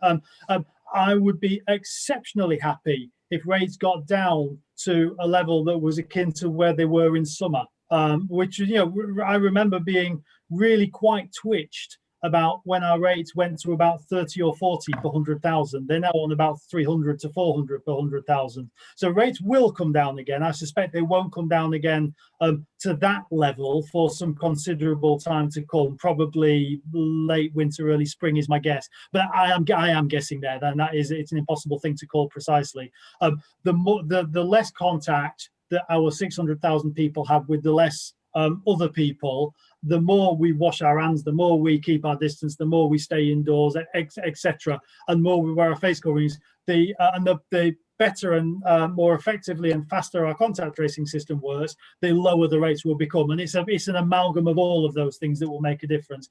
But it's impossible to say when, where, and how the rates will come down, but they will come down. There will be, second question, there will be a significant long-term consequence in terms of the long-term impact of long COVID and, you know, the things that aren't currently classified as long COVID on our populations.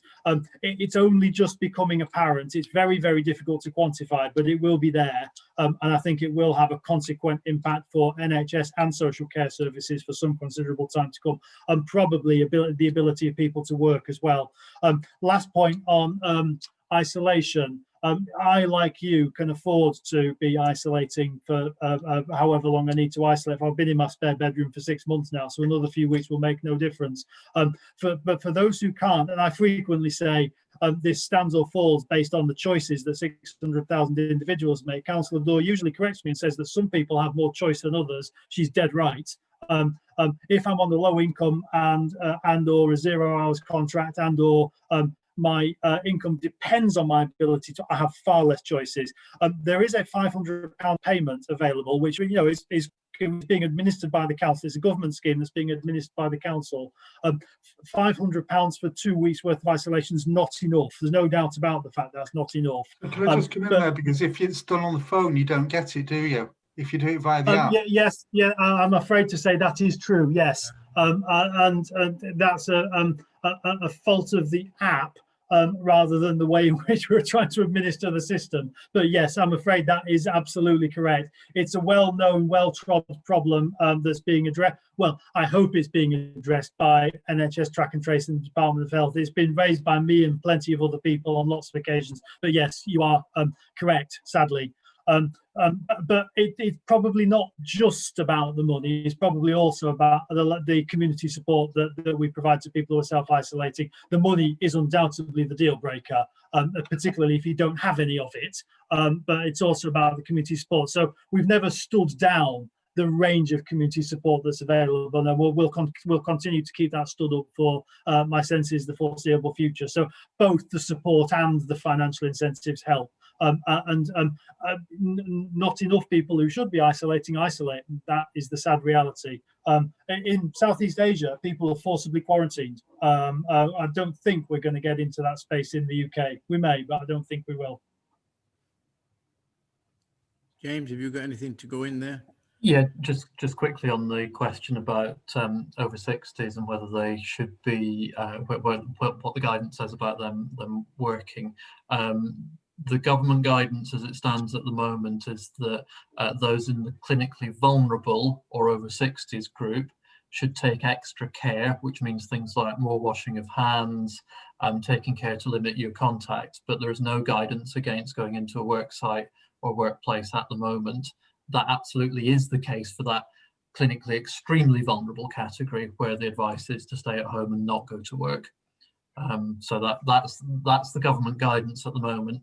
Obviously, that will be something that certainly from a council perspective, we'll be ensuring that there are risk assessments in place and so on for that group of clinically vulnerable people, and making sure that that's done in the safest way as possible. Greg, I don't know if you want to add anything to that. No, that's the correct answer. I don't think that will change, actually. I don't think the guidance will change on that. Thank you. Right, I'm going to call a 10-minute comfort break here. When we come back, I'm going to get the Vice-Chancellors in to give what they want to say, and then eventually we'll get to the rest of the questions. I've got Steve Harris next, so when we come back from the break, we'll do the Vice-Chancellors and then see where time takes us after that. Thank you. Thank you, Lord Mayor. Oh, could you all go on to mute, please, while you leave the chamber, because this meeting is still being streamed on the webcast. Thank you.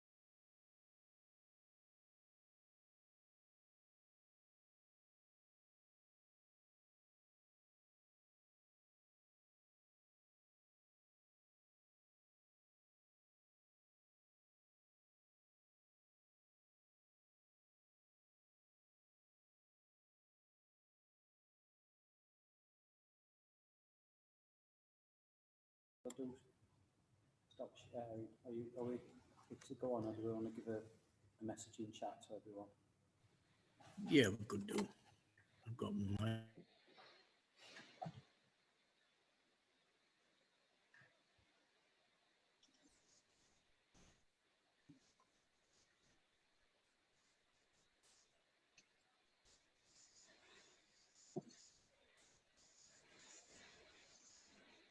I'm back, Tony, so ready to go.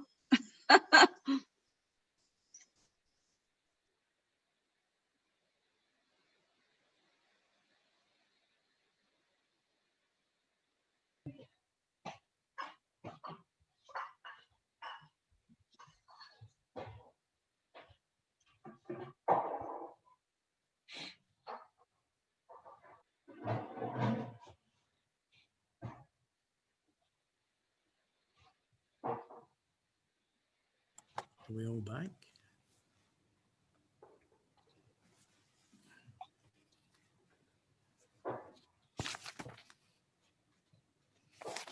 Which page are we on? Which item are we on now? Page 17. Yeah, got it. Are we all? Are we all back? Yes. Okay. So we just. Yes, Lord Mayor. Shall we carry on?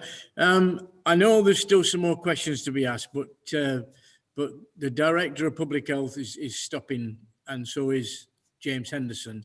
And we did invite the Vice Chancellors at 4 o'clock to speak. So, and there is another issue that I might need to speak to you about in a bit, which I'm conscious of. First, I shall now invite Professor Colin Lamberts, President and Vice-Chancellor of the University of Sheffield, and Professor Sir Chris Husbands, Vice-Chancellor of Sheffield Hallam University, to each report on the work that both universities have been undertaking during the pandemic. Professor Lamberts is accompanied by Heidi Fraser-Krauss, Executive Director, Corporate Services, and Professor Husbands is accompanied by Joe Rennie, Group Director, Student and Academic Services. May I welcome you all to the meeting and suggest that each university is given approximately 10 minutes each. I will then provide an opportunity for members of the council to ask questions. May I call upon Professor Lamberts to speak, please? Lord Mayor, I think Kuhn and I had a word earlier and suggested that I might go first. It's Chris. Oh, that's fine. That's fine, Sir Chris. Yes. Thanks, Chris. Okay, thank you. Good afternoon, everybody. It's a pleasure for us both to be here. I rather suspect this is the first time that the Vice Chancellors of the city's 2 universities have been asked to speak to the council. We will, I think, both be brief because we'd like to give you the opportunity to ask the questions that you find interesting and would like to pursue. Kuhn and I have also spoken, and we're going to cover complementary aspects of our response. And I should also assure you that since the beginning of the pandemic, we have been in regular touch about our response and the work going on in our 2 institutions. We each lead large institutions, which are essential components of the city's educational, social, economic and cultural life. In March 2020, we were required to transition to largely remote working and online teaching, essentially at 48 hours notice. That imposed an enormous demand on each university, and essentially each university is still in incident management mode. The impact and long-term implications of this incident remain unclear for both universities and for the universities of this country as a whole. We have each made decisions based on best advice, which seeks to balance our responsibilities to 4 groups: to our students, to our staff, to our research partners, and to the community. These interests don't always point in the same direction, and there are contradictions within each group. Students are obviously at the core. We teach between us in excess of 60,000 students. Most, but not all, are young, and most, but not all, are looking to us to help them launch their adult lives. We have a moral obligation to them. And each university has sought to deliver that by developing a COVID-secure campus in which they can learn, and a range of online teaching and support materials to support them. We have boosted supports for graduates and employability, and we recognise that our students want and need to learn in different ways through the COVID crisis. Our staff are our most important asset. That covers our academic, our professional, and our support staff. Many of our support staff, amongst our lowest paid staff, are very worried about their jobs if face-to-face teaching is suspended in the long term. We understand that. We also understand that many staff are themselves worried about COVID, which is why we have invested time and considerable resource in creating COVID-secure campuses. We have sought to balance the different interests of our different staff groups. Our research partners expect us each to deliver on the research that they have contracted us to deliver in health, in well-being, but also in wider knowledge creation work. And it is incredibly important to the city, to the region and the nation that we are able to sustain our research. We are strongly aware of our responsibilities to this great city. We recognise that the universities each drive spending and prosperity in the city. But we also recognise the vital need for community safety and good relations. And we have worked across the city to try to deliver on both of those. There are no easy answers in any of these four areas: students, staff, research partners, and city. We have tried to balance our responsibilities to all of them to ensure that our students and staff can succeed, that the universities both survive and thrive and meet the expectations of the city in the short and long term. That's all I'm going to say. It's high level, and I'm then happy to answer questions or my colleague Joe Rennie about any aspects of our response, general or specific. And with your permission, Lord Mayor, I'll now hand over to my colleague, Kuhn Lamberts from the University of Sheffield. Thank you. Thank you. Thank you, Lord Mayor. Thank you, Chris. First of all, like Chris, I want to say thank you for inviting me today with Heidi, and we'll be very happy to answer any questions you might have about the University of Sheffield's response to the COVID-19 pandemic. I also want to take the opportunity to say thank you to the Council for everything you've been doing to support our communities at what has been a very, very challenging time for everyone. And we are particularly grateful for Greg Fell and the public health team for their advice, their support in helping keeping our university community safe, and to other colleagues across council departments who've been working very closely with us in a number of areas and in a number of ways. So that type of collaborative working, I think, is invaluable. And I think we've seen an example in Sheffield that really could be a model for other cities, and we're very, very grateful for that. I also want to emphasize that the university is here to do all we can to support the people in the region, in the city, to support the businesses we work with, the cultural sector, which is of course very important, the economy as we respond and hopefully eventually recover from the pandemic. Like many organizations, and Chris has explained this already, the university has had to make major changes to the way in which we operate. We want to keep our students, our staff, and our local communities as safe as possible. The university never closed. In March, we found very rapidly innovative ways to continue to deliver education to our students and to continue the research effort that is such an important part of the University of Sheffield's mission. And I'm genuinely very, very proud of the way the university has been able to make that transition so rapidly and so effectively. As I said, we never closed, we never stopped. Our academics have continued to do research. They have provided advice to government and various other groups. Our medical researchers have played an absolutely key role in the Coronavirus Immunology Consortium that seeks to understand immune responses to the virus. That's invaluable work. The AMRC was at the absolute forefront of the Ventilator Challenge UK consortium, and our facility in Wales in Broughton was completely transformed in a couple of weeks to become the main ventilator production facility in the country, and it produced equipment that would normally take years to design and manufacture in a matter of weeks. In 10 weeks, we produced about as much as you would normally expect to see produced in 10 years. So we've been working with the community. We've been trying to make sure that the university continues to deliver on its mission and its objectives.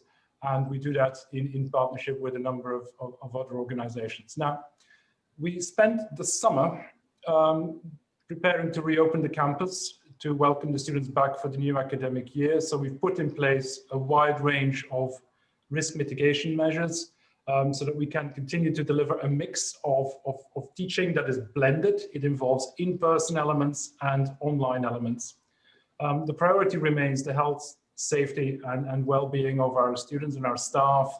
And the advice of Greg and his team has been absolutely invaluable in that regard. So we take our obligations to the students very, very seriously, of course, and Chris has also made that clear. We want to give them the best possible learning experience. We want to give them very high levels of support in what is a very challenging set of circumstances for all of us. And we want to look after their well-being as best as we can. So I hope that provides a quick summary, but I'll be very, very happy with Heidi to answer any questions that you might have. Thank you. Thank you. Thank you. Thank you, Professor Husbands and Professor Lamberts, for your very detailed contribution. I'm going to take questions to the Vice-Chancellors now, and the first questioner is Mark Jones, please. Thank you, Lord Mayor. The question to both Professors and Vice-Chancellors, if possible. In your planning to return back to teaching, how have the students been engaged and consulted in this delivery of the blended learning teaching that you're doing, and what has been their input so far? But also for those that have to shield because of health issues and such like, what have the universities done to accommodate the digital inclusion of some of those students that may not be able to do all that they would want to do? And on a slightly different front, obviously climate change is something that we all need to tackle. So being as there is a significant carbon footprint for international students participating in learning in the UK, what have you learned from the digital blended distance learning bits that you'll be able to take forward as we look to address our carbon reduction plans? Thank you. Thank you. Shall I go first? The Chancellors, yeah. Happy for you to go first, Chris. So I'm going to be as quick as I can because there are a lot of questions. So we've engaged our student union, represents all our students extensively. We've done that in terms of the way that we're delivering teaching. We had to make rapid changes to assessment. We introduced policies to make sure that no students suffered and a detriment as a result of that. And we consulted our student union closely. Your final question, what was your final question was about climate change, and there was one in the middle. There was one about how did you help the students with digital inclusion? Yeah, I do apologise. Yeah, so crudely at the moment, and I can give you a long technical academic answer to this, but we're seeking to deliver what we call in dual mode, so that students can get into our sessions either by coming into campus or by engaging online, and that is being picked up by students who are shielding and students who are unable to travel. You're absolutely right that both universities are substantial recruiters of international students. We believe that those students' presence in Sheffield is a major contribution, not just to the economy, but to the culture and diversity of the city. The city is what it is because of the diversity that we bring. Inevitably, both universities have massively reduced their own international travel. I don't think anybody has travelled since March, and I think that what we will learn as a result is that we can do a significant amount of our work with international partners if we use a range of technologies. But I do not want to see a situation in which we cease bringing the world to Sheffield, because it makes this city such a really interesting place. Thank you. I can almost restate that for the University of Sheffield. So we have also worked very closely with the Students' Union. They represent the voice of the student body, and we've listened to that voice very, very carefully. In terms of sustainability, that is an absolute institutional priority. That's one of the cornerstones of our institutional strategy. And we are currently looking at future ways of working. Because as you rightly point out, our experience with blended delivery, our ability to make that transition so quickly has really opened up opportunities. And we need to study very carefully what the consequences of those opportunities are, how we can build them in perhaps into different future ways of working, and how that can also then be part of a package in which we improve our sustainability. That said, online delivery also comes with a carbon footprint. Computers use a lot of energy, and nothing comes free in this space, as we all understand. But we're doing very serious work as part of our sustainability strategy to understand those trade-offs better and to come to a collective agreement on a way of working that suits all the different purposes that we have to fulfill. So it's a very good point, and it's one that we are actively engaging with. Thank you. Councillor Joe Otten. Thank you, Lord Mayor. Thank you both for coming to this meeting and for your presentations, and obviously thank you for everything you do for the city. I'm just concerned, do you share my concern actually, that the transmission of the virus... Hello, can you hear me? Yeah. Yeah, carry on. Do you share my concern? Transmission of the virus by aerosol is better understood now than it was perhaps a few weeks ago, and that therefore the guidelines we're operating under in terms of COVID secure workplaces, including universities, that don't emphasise enough the importance of ventilation and possibly give a false sense of security. And bearing in mind also the sage advice of 21st of September that at the very least all university teaching should be online unless absolutely necessary for the whole of this term, do you not think that might not be good advice, not just for the country, but for your students and staff? And therefore, have you considered, and do you have, I mean, I'm aware that you have a wealth of scientific expertise in your institutions. Can you take a view on all that? There's not just, this is the guidance and therefore we have to take it. Can you take a scientific view using the talent you have on this question and for the benefit and protection of your staff and students? Shall I go first, Chris, this time? Yeah. Thank you for that question. Of course, the guidance we've received has been followed, and we've stayed very close, not only to Greg Feld's team, but also to our own academic experts. In terms of the delivery of teaching, we put in place risk mitigation measures that adhere to the government guidelines. So they involve social distancing in teaching spaces of 2 meters, wearing of face protection in all areas in the university except for clinical teaching, where that would involve full PPE. So staff and students also have to wear face coverings in teaching rooms.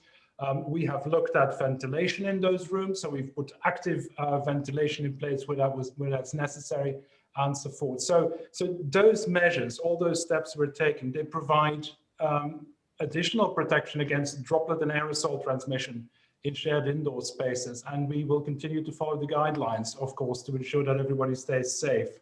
There is also no evidence of transmission in our teaching settings.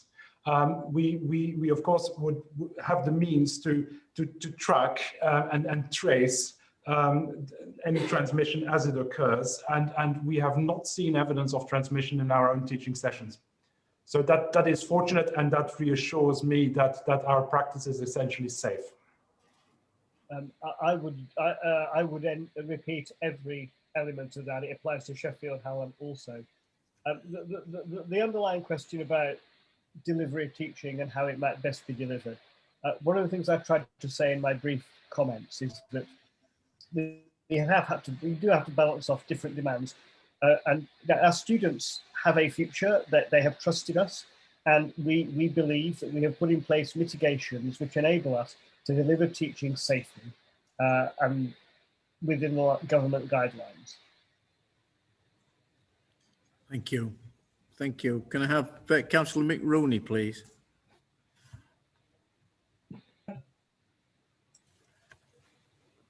Councillor Rooney?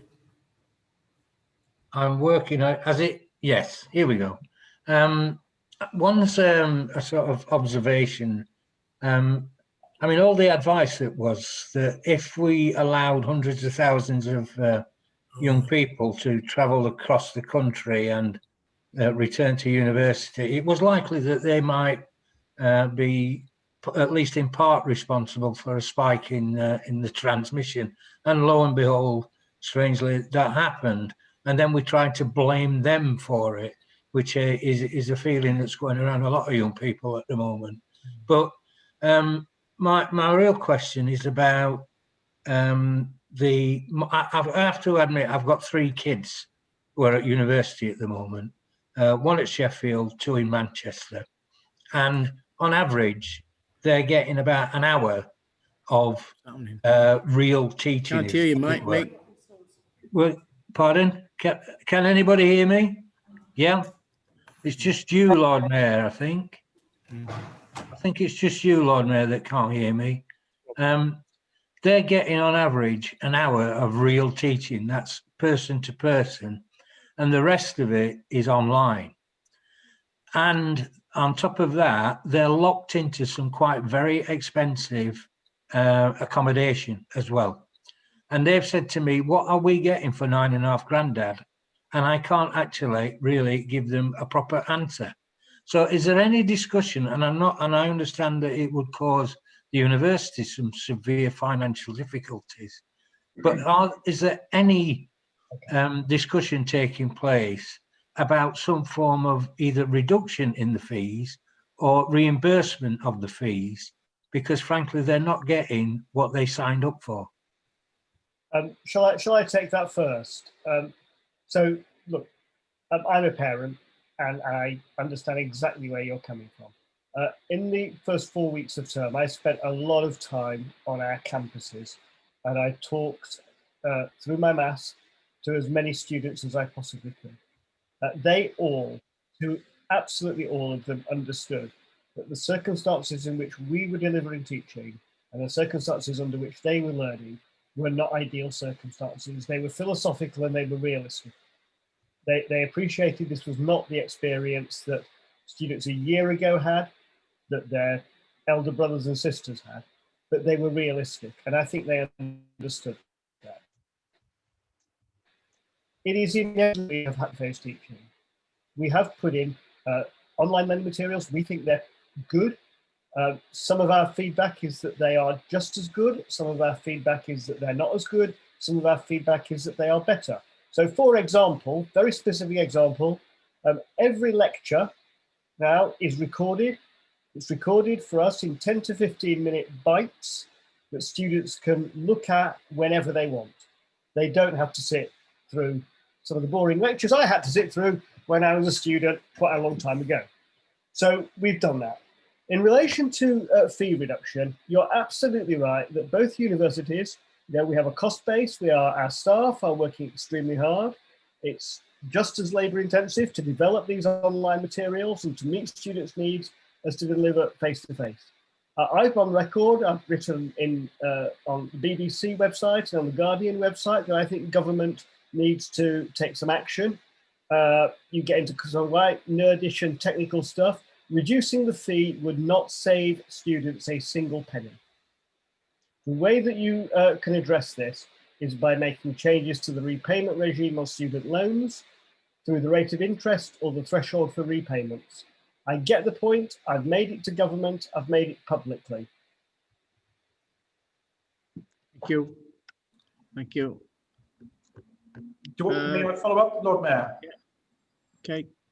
I just want to emphasize that throughout, we've been working very hard to provide a high quality educational program to every student so that they will be able to meet their learning outcomes, which is why they are with us in the best way possible. So we ensure that we continue to deliver courses which are fit for purpose, which help students progress towards their qualifications. Now, if students feel at the end of the year that their learning outcomes haven't been met, and that is, of course, what their fees pay for, if they haven't been met, then students remain entitled, of course, to raise their concerns with us through the complaints procedure, and they can speak to Student Advice Centre for support and guidance and follow those procedures through. But we are determined to deliver on the learning outcomes that they rightly expect. Thank you. Councillor Andy Sanger. I beg to differ. Thank you, Lord Mayor. And clearly, the two universities play an incredibly important part of the economic and cultural life of the city. And I think I'd echo other people's comments that we're all here to support the students. And it's been difficult for everybody these past few months. So a number of questions. I mean, firstly, for those students who either test positive and have to isolate or get a positive contact and have to isolate, what level of support have the universities been able to give them? And secondly, really picking up this issue about blended learning. I mean, what is the proposed transition for the rest of this academic year? Is there going to be an increase in the amount of face-to-face time, or do you intend, because we're hearing stories that on certain courses it is very little face-to-face time. It's very different in terms of science and engineering. But is there a plan to progress more face-to-face time now you understand how to make things COVID secure? And I think the third question is in terms of your students who are part of our NHS's future or our school's future, is how is that working in terms of the clinical learning, both on medical students and nurses, but also in terms of trainee teachers. How is that working in terms of making that COVID secure, if we're going to have to work in COVID secure situations for the next 6 to 8 months? Chris, shall I take the first question and then hand over to you, perhaps? Okay. Yeah. So if students self-isolate, and we've had significant numbers of students who had to do that, we provide an extensive support package. So we check on their welfare, we offer practical and emotional support, we make sure that they all know how to access our mental health and well-being services. If they are eligible, they can also apply for financial support through our hardship fund. And students who don't have access to high quality IT equipment or suitable IT equipment, which is needed for the course, they can apply to loan a laptop, so they can borrow a laptop from us. If the students stay in our own accommodation, we do a daily check-in on them, if they are symptomatic or if they have tested positive, or if they have registered with our residence life team for a daily welfare call. We find out how they are feeling, what their specific needs may be. We offer support in access to medication, to shopping, we do food deliveries, we give them access to a guaranteed delivery of essential food, toiletries. We have a laundry product package, which is all available to them while they are self-isolating. We offer a wide range of online services as well. just to ensure that they remain engaged with their course, that they remain engaged with the student community. And finally, we have peer-to-peer support drop-in sessions for students who are not self-isolating, but who may need assistance or may need signposting to support services.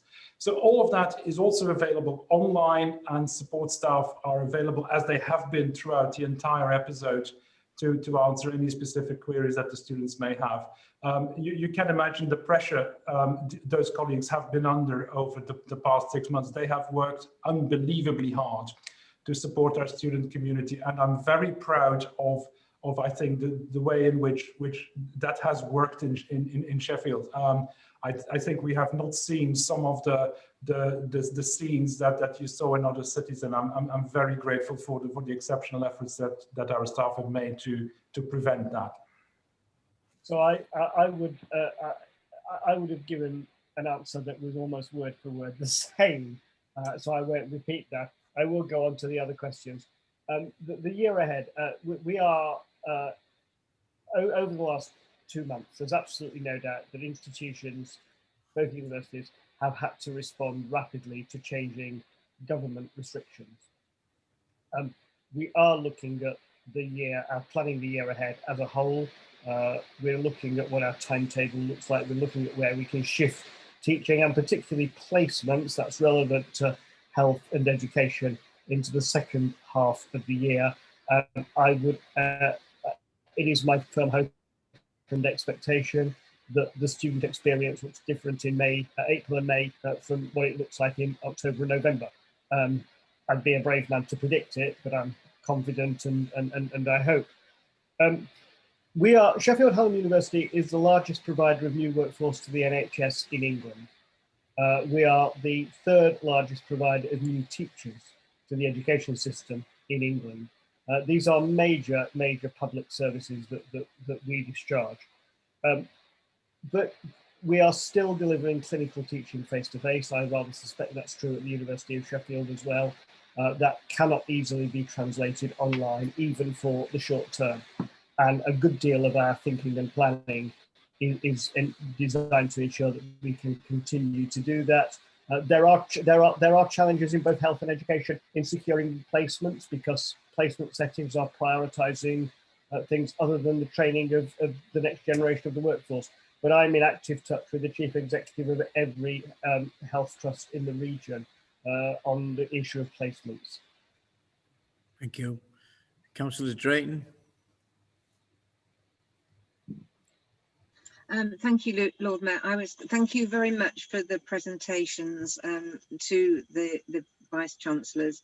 And also thanks to all the people. I mean, I think Professor Lambert's mentioned that there are people like Joe and Heidi and Beth and Plant in the public health have been working really hard, as is all the staff, both in the council, to ensure the students are safe. And I suppose I just wanted to say, the students, I feel that students, when they come here to our city, they are very welcome. They are very welcome, and want to make it clear to parents and carers and their families that they are secure, safe, and being protected. And I think you've explained. My question was going to be about the emotional and mental health and well-being, and how you were looking to support that, as well as the learning side of it, but you've answered that question.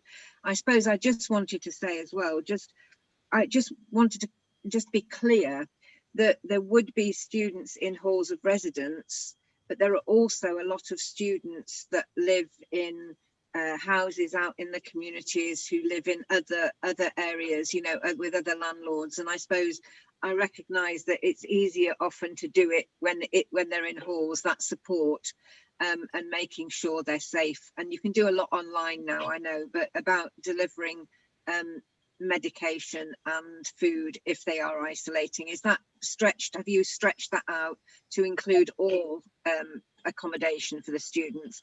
And just another question, have you have a line to parents, carers and families as well, if they're that was my other question. Thank you very much. Thank you. I wonder whether it's sensible if I ask Jo Rennie, who's Director of Student and Academic Services at Sheffield Hallam, to respond to you Councillor Drayton.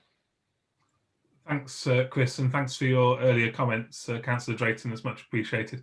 Yes, we have spun that out to our students who live in houses around the city, and indeed who might be on placement in other parts of the country. So, in terms of the outbound calling to students who need to self-isolate, that would happen regardless of where they are.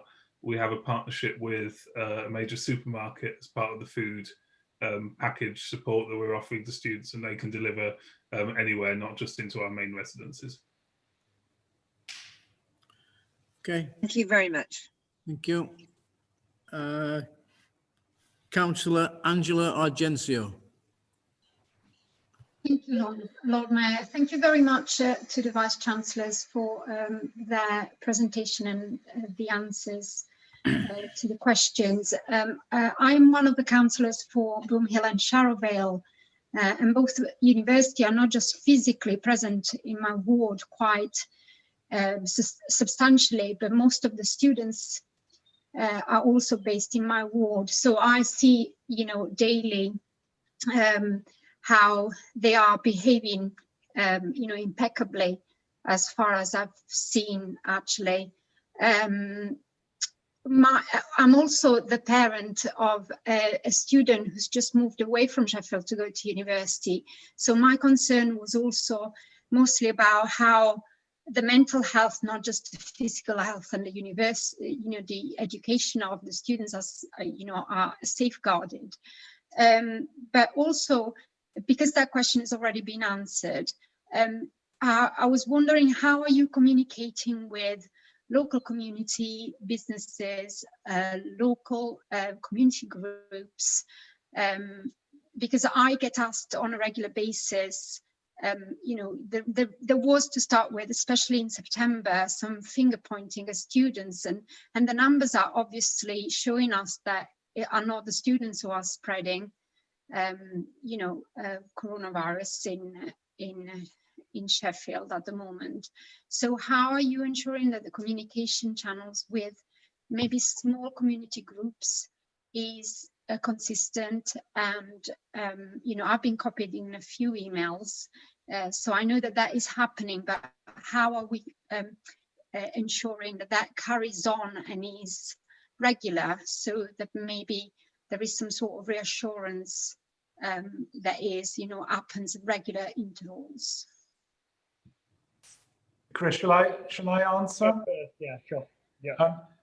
Yes, of course, we will do what we can to engage with our neighbours. We want to be responsible neighbours, and I much value your comment about our students' behaviour, because I see daily security reports. I see what happens in the community, and they are on the whole very encouraging. I think most of our students understand the guidelines that apply and comply with those guidelines. In terms of the everyday interaction with the various community groups that are relevant to us, maybe Heidi is better placed, because she will have seen more of that herself than I have. So Heidi, could you come in on that, please? Sure. Am I visible? Yes. Thank you. Yes, so absolutely, Councillor, one of the things that we were very keen on when students were first arriving back in Sheffield was that we made sure that there wasn't that worry in the community, and we've spent time with Twitter and on our websites, and also just responding generally to queries from people, trying to put across that more positive view around students in the community, that so they're not demonised. So we absolutely see that as something that's very important, and have spent time doing it, and also proactively but reactively as well, because I think sometimes you don't know when there is an issue, but when we have been made aware of things, we've communicated back and reassured people. So yes, it's something that's definitely been on our mind, what part the students play in our community. If I could say one sentence, then I'll ask Joe if he wants to add anything. We have been sending out initially to all the region's MPs, but I think now to all city councillors, a weekly update on the university's activities. I'm perfectly prepared to accept that one can always do more comms. It's a statement of fact, but I think we've done our best on that. Joe, do you want to add anything about community? No, I think I'll probably just be repeating Heidi. Okay. Thank you. Thank you. Councillor Mohammed Maroof, please. Thank you, Lord Mayor, and thank you to the Vice-Chancellors for their presentation. My question is particularly around student accommodation. There's huge amounts of student accommodation in my ward, Crooks, and various other places as well. And there's been huge complexes which have been built, designed for students, and some are being built at the present time. I know this has been suffered by quite a number of universities across the country. But I'm already starting to see anecdotal evidence coming forward where the providers are starting to struggle a little bit financially as to whether they could continue to run these facilities. And equally, students who are tied up in contracts with the providers also equally struggling to say, and I think Councillor Rooney touched upon it a little bit earlier about paying for accommodation. So the question is, one, how are we actually working with these providers and private landlords providing accommodation for students? And I'm sure you're working very closely with students themselves who find themselves in financial difficulty, who are having to pay the rents. So that's question 1 and 2. And question 3 is, as we move into the future, do you see the need for the amount of student accommodation that we have going up in our city, which is thousands and thousands of units? So do you see this changing as we move forward? Thank you so much, Lord Mayor. Shall I go first? I'm going to say a couple of sentences and then I'll hand over to Joe, if that's okay, Joe, on liaison with providers. So two very brief things I would say. The two universities are very similar in all sorts of respects. One respect in which they're different is that Sheffield Hallam is not an accommodation provider. We work with private providers in halls, and we do not own accommodation, and I'll therefore pass on to Joe in just a moment. The question about the future is a really difficult one. One of the things the last 6 months have taught me is that predictions of the future are extremely difficult. The demographics, the patterns tell us that demand will be buoyant through the 2020s and 2030s. So I do not see, there are all sorts of things that may change as a result of COVID, but the best information is that the market will not shrink. Joe. Thanks, Chris. Yes, we have about 4,500 students who live in partner accommodation in large residences of the kind that you're describing, Councillor. We work very closely with those providers on a whole range of things, both around students' well-being and support, but also around issues of conduct, discipline, and so on. So they're very close partnerships. The remainder of our students are split between their own address. We have a significant number of students who are actually commuters, who are already residents in the city or largely in the region. And the balance are in student homes around different parts of the city. The landlords of those student homes are also part of a registered scheme with the council, a snug scheme, and we insist that, or try and encourage our students to move into properties with those partners. So it's a very live network that My Accommodation Services team work with our providers, both large and small. For the University of Sheffield, I could repeat that answer. Our approach is the same. In terms of future demand, I want to reiterate Chris's point about the demographics. So we anticipate that demand for higher education is only going to increase and will prove extremely resilient. The second element of that answer is, of course, what the future of the residential university will prove to be. And it must be said that the demise of that model has been predicted many times, you know, most recently when massive online courses were presented as the model of the future that would essentially make the residential university experience obsolete. All those predictions have proven wrong, and what we see is very, very robust demand for an experience in an institution as a resident of a city. So we anticipate as well, as has Chris indicated, that demand will remain very robust. Thank you. Thank you. Councillor Kate MacDonald, please. Thank you, Lord Mayor, and thank you to both Lord Chancellors and the people who come with them answering questions and so on. My question's actually a bit is about. I've been dying to ask the Vice Chancellors this question actually.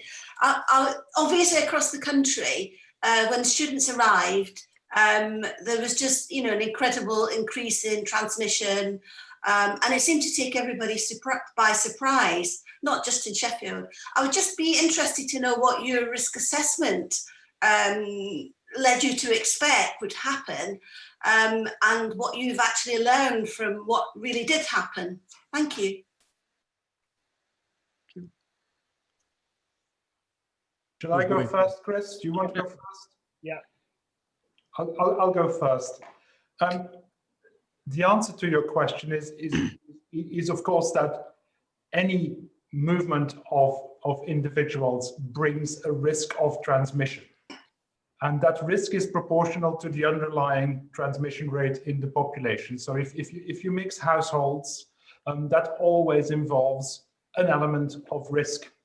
How that risk translates into actual transmission not only depends on the underlying infection rate, but also on mitigation that you can put in place, for instance. And I can assure you that we put in place all the mitigation in strong collaboration with Greg's team to make sure that the effective transmission on campus was as low as possible. There's also an element, of course, of behavioral compliance over which we have limited control. But on the whole, compliance has been very, very good. So the answer to that is the answer to your question. It's about balancing the benefits of providing students with an education against the risk that any movement of people inevitably brings. I'd add to that. There's a couple of other points to make. Just I was in the meeting earlier, and it seemed to me that the prevalence of cases in the city of Leeds was a combination of the initial spike from students and then a population transmission out with the universities, and that's more or less what the first of those we probably anticipated. The second we may have anticipated less. I've been through this both in my own mind and with my team several times, and it's back to my point about making some judgments about the overall risks. And I've tried to work through, purely hypothetically, how as a nation we might have managed if we had decided to ask this year's 18-year-olds to put their lives and their futures on hold for a year. And I think that from a population point of view, that gets you to a really very, very difficult position. It creates problems for delivery of higher education next year. It creates enormous mental health and youth unemployment challenges. So yeah, I think there are some really, really difficult population level trade-offs here. Thank you. The question for me was were the mitigations put in place reasonable? And I'm with my colleague Kuhn Lamberts that I think we put in place mitigations that were intended, that worked and that delivered for the universities. Thank you. Thank you. Councillor Cliff Woodcraft, please. Thank you, Lord Mayor, and thank you to both Vice Chancellors for all you've been doing, telling us so far. It kind of follows on from Councillor MacDonald's question. This term has seen a peak of COVID cases within universities, a very severe peak. Now, these students are going to be returning home at Christmas, hopefully. That will be their hope, I'm sure. And we want them to return to Sheffield. So when they return to Sheffield, do you anticipate that there might be a mini peak? And if so, what action do you think you'll be taking to mitigate that? Thank you. Okay, that's an incredibly good question. And before I offer you any sort of answer to this, I should say that I am not an epidemiologist, and I know I have, so it's really important caveat. I think an awful lot of that depends on the range of public health interventions that Greg talked about earlier. That what the lockdown does is to buy us as a nation time in order to put things in place. And I think that the consequences after Christmas largely depend. I don't think that students are necessarily the independent variable in that. I think that it's dependent on the consequences of other interventions. It is, and I know this is a difficult thing to say. I suspect it is possible that we will see a smaller rise in infections when students return in January. I would have to say, however, that from the point of view of the long-term prospects of those individuals and the long-term needs of society for an educated workforce, it is really important that they return. I should add to that as well that we are currently awaiting government guidance of the modality under which students would go home for Christmas and return. We haven't received that yet. And to some extent, what we can expect depends on the model that the government chooses to recommend. So there could be an element of extensive testing that is part of that package. There could be improved TTI, for instance, that will be in place. We simply don't know yet. It's too soon to tell. So we're waiting for that model before we will be able to assess what risk is involved and what we can do to mitigate that risk as much as possible. Thank you very much. Thank you. Thank you. Councillor Paul Wood. Thank you, Lord Mayor, and thank you, gentlemen, both of you, for the fantastic role you play within the life of our city. My question relates to employees of the university that are not the teaching staff, predominantly your catering staff and your cleaning staff. I've had a number of calls over the last month of people, especially within the cleansing department, who are deeply concerned that they're going to be laid off coming up to Christmas. And these are some of the lowest paid people that we have in the city, and it's vital that they have some security. I'm just wondering if you can give us some reassurance that you're not going to be laying off this bottom rung of your staff leading up to the Christmas period. Thank you. We've not made anyone redundant. I don't intend to make anybody redundant. Joe directly manages, well, not our catering cleaning staff, but a very large organisation of 800 staff. Joe, do you want to say anything more about that? Yeah, I think some of the points that have already been made in terms of the sheer workload since March. We're not in a position at the moment where we've got any spare hands. People are fully occupied across my teams, and that does include some of the catering staff. That's a little bit different in the next four weeks, but we'll think about how we best deploy those staff in that period. We will be looking very closely at what we do going forward, but that's not the intention at the moment. Thank you. Our position is the same. I want to actually pay a special tribute to these staff because, you know, many of them have been absolutely crucial in keeping our campus open and in allowing our research to take place and in keeping people safe. So they've made a tremendous contribution, and our approach is also going to be that we'll have to wait and see what happens and see what government support will remain available. But we have absolutely no intention at all to make people redundant at this point. Thank you. Thank you. Councillor Martin Smith, please. Thank you, Lord Mayor. My question has been answered in part already, but I was just surprised by the comment that the mitigations put in place at the beginning of the academic year worked, because like it or not, we did see a massive increase, massive spike in infections in that age group at the time students came back to the city. And I agree completely that education should continue. But clearly, the mitigations didn't deliver the result that everybody was expecting. I also accept you're waiting for government advice, but what are you doing now to prepare and plan? What are you going to do differently in January? Thank you. Shall I go first, because it was my comment that I think triggered that, and it's probably reasonable that I should.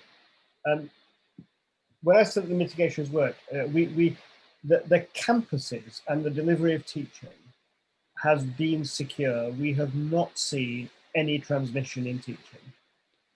We did see right at the beginning of term some behaviors accelerated transmission. We've worked incredibly hard with our students, and I particularly noted and thanked Councillor Argenzio for the comment about behaviour of students. So we've put an awful lot of communication and effort in with this year's students. And you're asking me what will be different. I think that pays off. I think it did pay off, and we've seen behaviour respond to advice. We've also seen that as Ken Lamberts has just said, we're looking for developments of test and trace. We're looking for further developments that will make life somewhat easier to manage. Sorry, I just momentarily lost my thread of that we began a couple of weeks ago, which was to ask some future-facing questions about what we needed to do to further adapt our teaching and learning over the course of the whole year that would enable us to respond to those questions. That work is not complete, and it was somewhat overtaken by the perhaps unexpected announcement by the Prime Minister on Saturday evening. That means that we've had to move pretty quickly this week on some immediate response measures.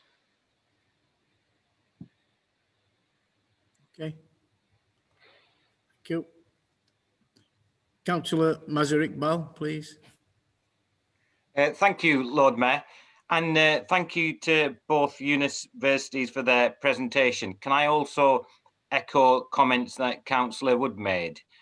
Both universities, for as long as I can remember, play a huge part in the city. As both universities have mentioned, we have 60,000 students, which is truly amazing, and we get about 16,000, I think, international students. The contribution, Lord Mayor, that both universities make creates jobs, provides education, and supports our economy. So I'm grateful for both universities for what they do. If I could also make another quick comment, Chair. Earlier in the pandemic, I did meet with both universities to look at how we as a council support both the universities bringing in international students. And both universities went through what measures they were putting in place, Lord Mayor. Very, very impressed, Chair. I don't think you could have done much more. It was very, very impressive. So well done to both universities for what they've achieved so far. My question, Chair, is the impact. Obviously, we get international students and students within the country. Have we seen, as both of you have mentioned, a reduction in both international and students from the UK? And my second question, Chair, is what support is the government providing? Obviously, as we hear about businesses having to shut down, getting resources and so forth, I mean, the council is in a deficit because of the prioritisation we've made to support the most vulnerable, to keep people safe and so forth. So it'd be good to understand what support are you getting from government, and is there anything we as a city can do to support your ask of government? Thank you, Lord Mayor. Shall I go first, Chris? Yeah, sure. Thank you, Councillor Iqbal, for your kind comments. They're much appreciated. We were very concerned earlier in the year about an anticipated very significant drop in the number of international students either being able or choosing to travel to Sheffield. So far, not all our students have arrived yet. and it's fair to say that a significant number of them have chosen to defer their arrival. So they are almost certainly waiting to see what will happen in the new year and decide to take their first semester effectively online. That is certainly a pattern that we see in some. There are also, of course, still challenges around visa provision and around international travel. So we have organized effective travel opportunities from China, which are working well, but that they've only come into place really a few weeks ago. They required some very complex setup arrangements. So our registrations are encouraging. We will see undoubtedly a reduction in the number of international students falling at the university, but the number of students who've registered and thereby stated an intention to come is actually holding up reasonably well. So with some luck, we won't see the very significant shortfall that we were concerned about earlier in the year, and that was effectively predicted on the basis of surveys. In terms of the government support package, the government has offered a loan and grant package to cover shortfalls in international student numbers. Those students, of course, as you know, pay a higher fee, and that fee effectively allows the university to support some of its research activity. The government will support any shortfall in a mixed loan and grant form, so that we can use that to keep our research activity going at the right level. So that is the main support that we expect the government to put in place in the new year. We haven't received that yet, but it will come in the new year. In terms of support from the City Council, what I said at the very beginning is very much what has been incredibly valuable to us: understanding local concerns, understanding local needs, and the ability to work with the teams in the City Council, so that our answers are understood by you and that they're also informed by what you tell us. I think if that can continue, that is the most valuable contribution I think the City Council can make at this time. I would echo virtually all of that. Similar trends. It's likely. I think that for both universities, it's likely that international student numbers will be slightly down, but they are not going to be as badly down as we expected them to be back in March. And we are now into propensity to travel. Domestic demand in both universities has held up, and again, that was not necessarily certain back in the spring. The one other thing I would add in terms of local response is that many of you will be aware that these across the two universities and the hospital working together to put together a proposition for government on how the universities could collaborate more effectively on social and economic recovery and renewal.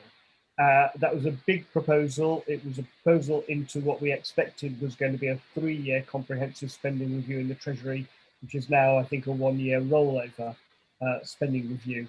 But we are very, very keen to collaborate with you, with each other, to do what we believe certainly over the last 30 years, we have done extremely well, which is to think very hard about our place in this city, our contribution to this city, and our determination to improve the quality of lives of young people and the population generally in this city and region.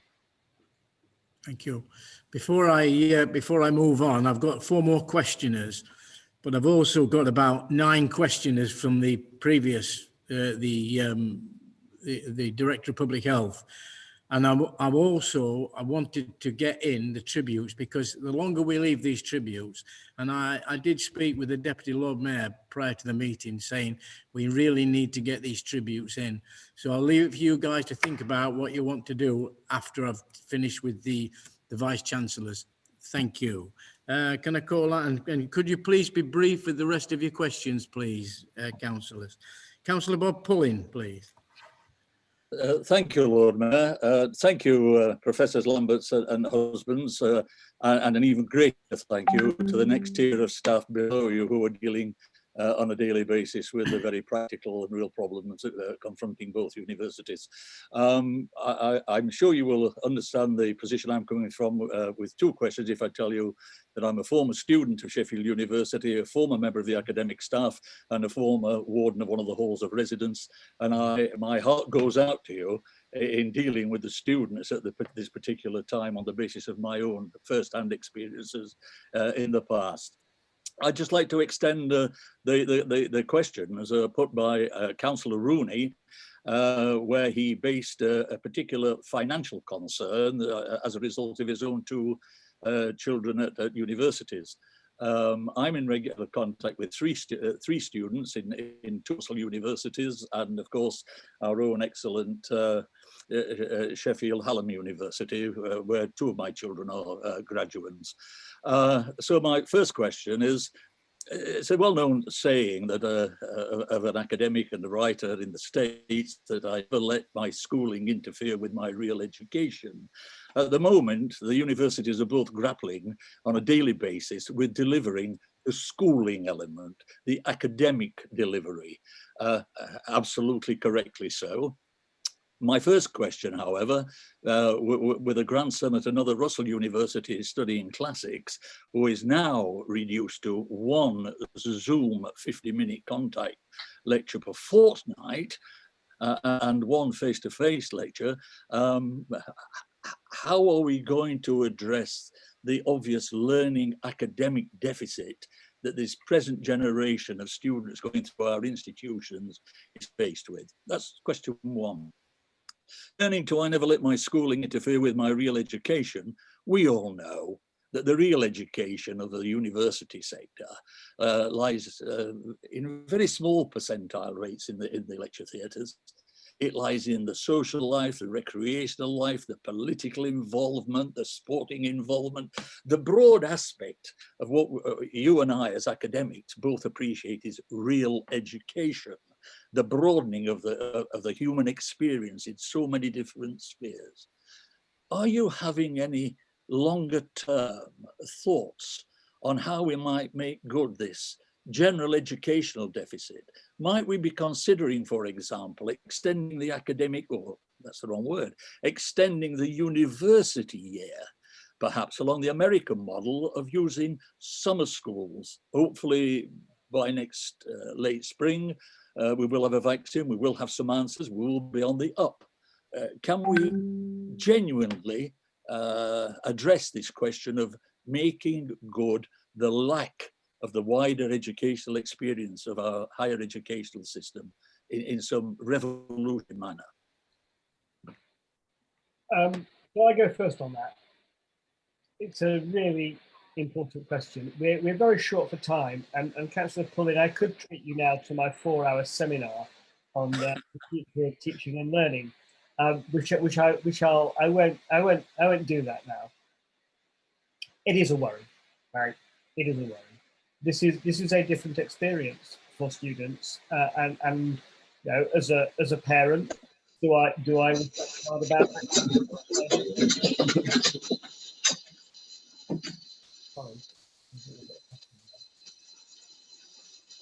I do reflect about that, and I think that there are challenges. We are looking very, very hard at student learning outcomes. We are looking very hard at mapping those. We are giving consideration to what we need to backload into this academic year. For our first and second year students, we're giving consideration to what we might need to pick up in their second and third years that are to come. It is a difficult question. It is a complex question. The one thing I would say, and I'm not going to I wouldn't want to overplay this, but you know, the students are themselves demonstrating very considerable resilience. They are learning things through responding in this appalling situation that they would not have learned in other situations. And if you want to try to find some crumbs of optimism there, that's for me where you look for it. We all have to learn in the time in which we find ourselves. We all have to live in the circumstances in which we find ourselves. But you're a different experience. It's a different time. I'll say one other thing, if I may, which is that for 20 years, as I've been working in universities, we've been saying that, that students are ahead of universities in their grasp and use of technology. But in the last 6 months, universities have had to catch up.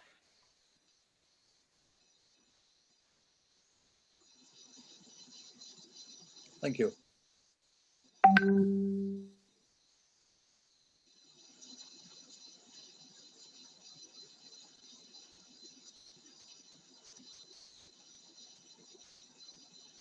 You're on mute, Lord Mayor.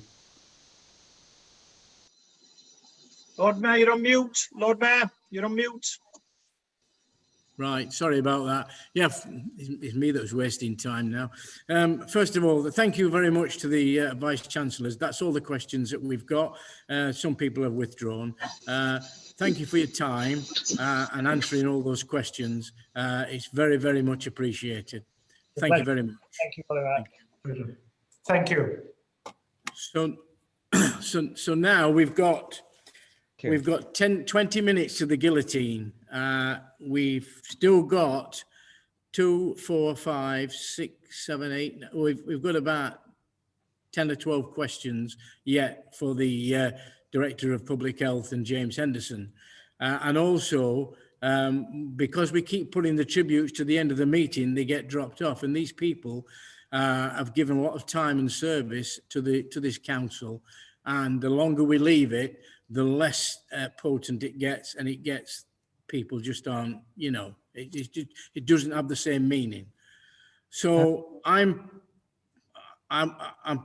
proposing, and I know Greg and James has been sat here all afternoon, but I'm proposing that we now do the tributes and then close the meeting after that. Or does anyone want a counter proposal to that? Could I suggest, Lord Mayor, that those who have still got outstanding questions, put them in writing and get a written answer from the officers, and that we actually do the right thing, which is to pay tribute to those people who have, and their families that have been waiting for a considerable period of time. Yeah, it's very difficult when you're trying to cram all this into one 4-hour meeting, and you just cannot do it. And I want to be the last one to stop anybody from doing anything. But time is time, and it's against us. So I would like to recommend that suggestion from Councillor Rooney, that we move to tributes and we get anyone that wants a question now to Greg and James, put it in writing, and I'm sure they'll be only too happy to send you a written reply. Lord Do I Mayor, have a seconder for Mick's proposal? Sorry, Lord Mayor, could I Yes. make a suggestion that might be helpful? I think the issue is the lateness of the day. So when you get to 5:30, in this current climate, we're all working from home and we have all got other responsibilities. I know that. It's not just people who care, it's many other things that other people have responsibilities for. I wouldn't have any problem starting council at 1 o'clock. It's the lateness of the day that when you get towards the end of the day, continuing to extend it is just not sort of helpful to people. So can the whips meet to discuss whether we can just change the council meeting from 1 o'clock, so you get that extra time in order to deal with things properly, because it's clearly seen that everyone was interested in what Greg Fell and James Henderson and the Vice-Chancellors had to say, because we've been oversubscribed with questions. So we do need to keep doing this in this current circumstances. But I do accept that the opposition members want the time to ask the questions, but it's the lateness of the time. So if they could consider starting the meeting earlier, then I think we're more than prepared to give some extra time to do that. Is that a firm proposal that Councillor Doe? I think I'm asking the whips to go away with the relevant leaders, the governance group, and see if that's possible. Yeah. I'd second that. So I don't know whether we have an opportunity to do that. Yeah. So we just accept that. Yeah, okay, we have an opportunity to do that, so we'll just accept that. Let talk to the whips and see if we can do something with that at an earlier start, and try and get more more stuff in, which obviously we run out of time every week. So so can I suggest now that we move to tributes to councillors that have. Is there anything else on the agenda I need to do first? Yeah. So can we do tributes next, please? We've got a list. Agreed, Lord Mayor. Yeah. Okay. Thank you. Tributes to we got here Andy Sang to Mike Bauer from Andy Sangar. I've got 3. Do you all want to speak? There's Andy Sangar, Tony Dams, and Peter Price. You're quite welcome to all speak if you want, but Andy Sangar. Thank you, Lord Mayor. And I'll keep my comments very brief. I mean, I only knew Councillor Mike Bauer for the first sort of 7 years I was a councillor, but he was leader of the council from 92 to 98. And given at the time there was a very poor working relationship between the leader of the council and the leader of the opposition, much worse than it is at the moment, I have to say, Lord Mayor. Lord Mayor. I regularly had to work with Councillor Bauer in terms of looking at council structures, because in those days we had 46 monthly meetings of the council, and it was good to move down to a situation of only having 17 monthly committees of the council. So for those of you thinking about where we might be in a couple of years, just remember we went down from 46 to 17 per month. The other things that happened with myself and Councillor Sylvia Dunkley worked with Councillor Bauer to allow public petitions and public questions. So we worked very hard with that, and Councillor Bauer was very gracious in making those changes. So be careful what you wish for is what I'm saying to you all, my Lord Mayor. Clearly, Councillor Bauer served this council for many years. As I say, it was a councillor for 20 odd years, including those 6 years as the leader of the council. And those 6 years were challenging times where the council had to make major changes in terms of its officer structure. We moved from a situation where officers filled dead men's shoes to ones where we went out and appointed senior officers from other places. Clearly, Bob Kersnick coming in as chief executive was a major change for the council, and Mike Bauer was part of that change. So I do think we need to pay respect for what he did in his time as leader of the council. Thank you, Lord Mayor. Thank you. Tony Dams. Thank you, Lord Mayor. I will be brief. I was privileged to know Mike Bauer for quite some time, and he was leader of the council during a very difficult time, but he did provide good, strong leadership. He also brought on the cooperative movement, and I think he picked up the gauntlet, as I say, at a very difficult time. And I think the entire council, I thank Andy Sanger as well for the positive comments, because we had very often differences of opinion, but I think we very often under Mike were able to resolve them, as we are now, Julie. Thank you. Thank you. Councillor Peter Price. Thank you, Lord Mayor. I don't think I'll be all that brief, but trouble is, when you've been on council 48 years, everybody who dies, past and present, you've known them and known them very well. And I'm so sad I didn't get a chance to talk about my old friend Pat Misley and Howard Knight the last time we had chances to speak. However, regarding Mike, I mean, I knew Mike before he became a councillor, and before I became a councillor, believe it or not. I was secretary of the union at university, and he was the industrial correspondent for the Telegraph. And I could always ring Mike up and get a good report in the Star when we were in dispute. Of course, we met later on council. I got on before him, but he was a very able, bright and intelligent and courageous politician. His first, well, he was very big in the cooperative movement, as Tony Dams said, and he was the one who initiated the Hazelwood Mill when we purchased it for, I think it was £1, and then it was a complete wreck, and he rebuilt it to an amazing cooperative building. Because when he became active, he became chair of education for a short period and almost revolutionised the adult education. We had adult education those days in all colleges. Shirecliffe College for building, Granville College for catering, all came under his regime. Only a short one until he became leader of the council. And of course, he took over at a very bad time when there were massive cuts. I'm cutting 40 million out of the services. And remember, 40 million those days, 20, 30 years ago, was a lot more than it is today. And I was just looking back, when he took over, we had 16 children homes, 46 elderly persons homes, mentally ill units, and a massive structure that was gradually reduced over the years at great pain and outsourcing at the time. And it was very difficult. But of course, he never lost his ability and courage to plough on and to look for different ways and better ways forward. And that's when the heart of the city came in.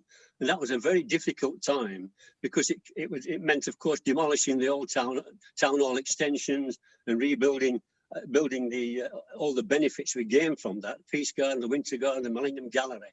And that was done in spite of opposition from many in his own party. In fact, I know it's no secret, when it first came to Labour group, he lost it.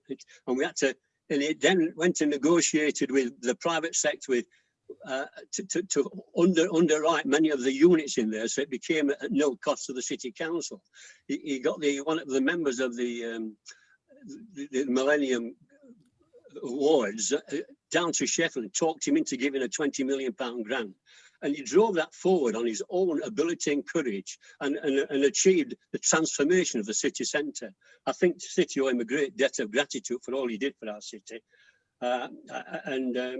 You know, I think Bob Pursley described him as a visionary, compassionate and honest, and I seconded that. Could be very difficult to get on with, don't get me wrong. I had many rounds with Mike over the years. He was very, very able. And I always thought we ought to have a little plaque for him somewhere in the Millennium Garage for all he did, because without him, that would never have happened. There's no question in my mind the way he pulled the group back around it, defeated the opposition, and at the same time pulled in the private sector and contacted Bill. So Lord Mayor, I'm very pleased to just add my words about Mike. I had a lot of time for him. I think great guy. Thank you. Thank you, Councillor Price. Now tributes to Keith Hill, former councillor Keith Hill. Colin Ross, please. Is Colin Ross got a connection? He was having trouble, wasn't he? Yes, Lord Mayor, was having problems. Yes, I thought, just remembered, I thought he was. Shall we take Shafak Mohammed, Councillor Shafak Mohammed, and then if he comes on, we'll get him on as well. Okay. Councillor Mohammed. Thank you, Lord Mayor, and it's very unfortunate, actually, that Councillor Ross isn't able to comment, but due to technical issues, I hope he is able to come back, because actually Colin Ross was one of our closest councillors, a long-standing friend of Keith and the family, and it's a real tragic loss to the Lib Dems. I know Keith retired from this council, but he was still a long-standing friend and colleague of ours.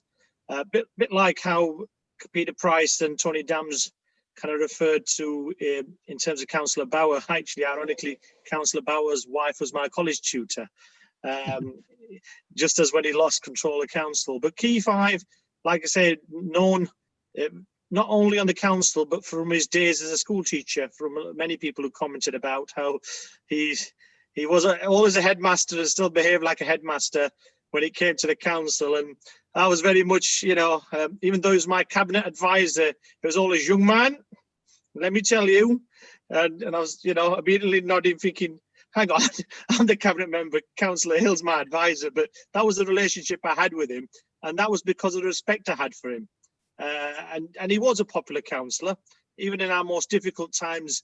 In 2004, Keith held on to that seat and then kept hold of it in 2006 and was actually the building blocks for the return of Councillor Colin Ross and others to Dawn Totley.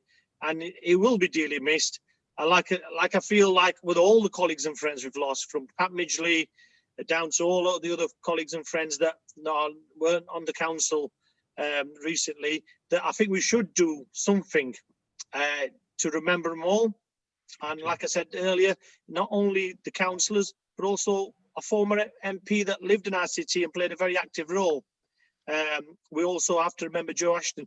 So I think, Lord Mayor, this disease has had a real profound effect, not just for the people who passed away, but also those who didn't contract COVID, but because of COVID, we've not been able to do what our hearts really want to do. And my heart and prayers are with the families, not just of Keith Hill, but all the colleagues, those that I knew personally and those that I didn't. So thank you, Lord Mayor. And I don't know whether Councillor Ross is back on. I really would like him to comment, Lord Mayor, if possible. Well, I have got Councillor Joe Otten who wants to speak on behalf of Keith Hill. So if Colin doesn't show, then I'll bring Joe in. Can I have Councillor Terry Fox now, please? Thanks, Lord Mayor. I'll be brief, but I just wanted to say a few words about Keith, because I sat on a number of committees with Keith, and we kind of come from different side of tracks, but I really did enjoy Keith. I've got to really say that, and the way that Keith and the Still got problems, Colin.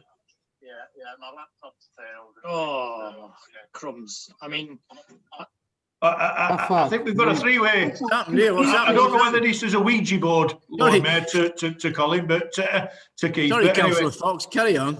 Sorry, so I'm quite interested with what Colin was going to say. But no, just going on what Councillor Shafak Mohammed said, I don't think Keith ever lost that bit of a schoolmaster time with him. And many a times when we would be having a bit of a debate, I always sometimes thought Keith was kind of lecturing me and getting that kind of schoolmaster's eye across the table. But I found him such a kind of lively fella. And he was the only bloke that kind of got me interested in countdown, because he used to use that many long words that used to ask for a consonant and a vowel, to be honest with you. And he was kind of one for me. I remember when with the community assemblies stuff was going, and what he was doing kind of in his own words, and the way that he was able to kind of sit, I think on the schools forum, I think he got put on as well. And how he kind of relayed that back.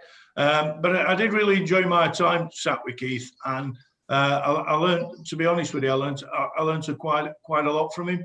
So I'd just like to, obviously, with condolences and like the rest of the tributes made, I think we have to find a way of making tributes not at the back end of the agenda. I think there ought to be a place for tributes. I think we'll probably discuss that with the corporate members group.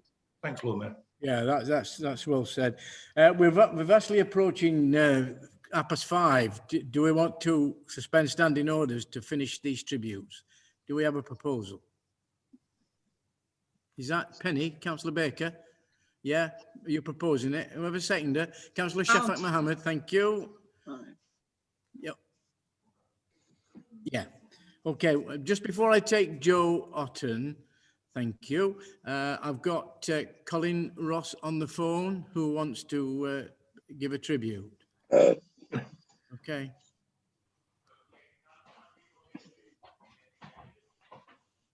Can we hear? Can everybody hear? Just Colin. No, we can't hear you. Has Shafak got is it on Shafak's phone? Lord Mayor, I'll try him on the phone. One sec. can't hear him. I'll tell you to put the phone down. I'll get him on. Okay. This is Colin. Can you go on the phone now? Colin, you're live. Yeah. Go on, Colin, you're live. Go ahead. And people hear me? Yep. Yep. Yes, they can, Colin. All right. Apologies for this, colleagues. The way that the technology is working. My council laptop fell over this morning. Keith was a ward colleague, but also a very dear friend for over 15 years. He started out in Hull, where he was at school with Tom Courtney and actually acted with him in plays. After graduating from Hull, Keith taught abroad in Brussels and Switzerland before returning to the UK. And that's where a number of members of the council would have come across him in his pre-councillor days as head at Beaver Hill and then Carter Lodge.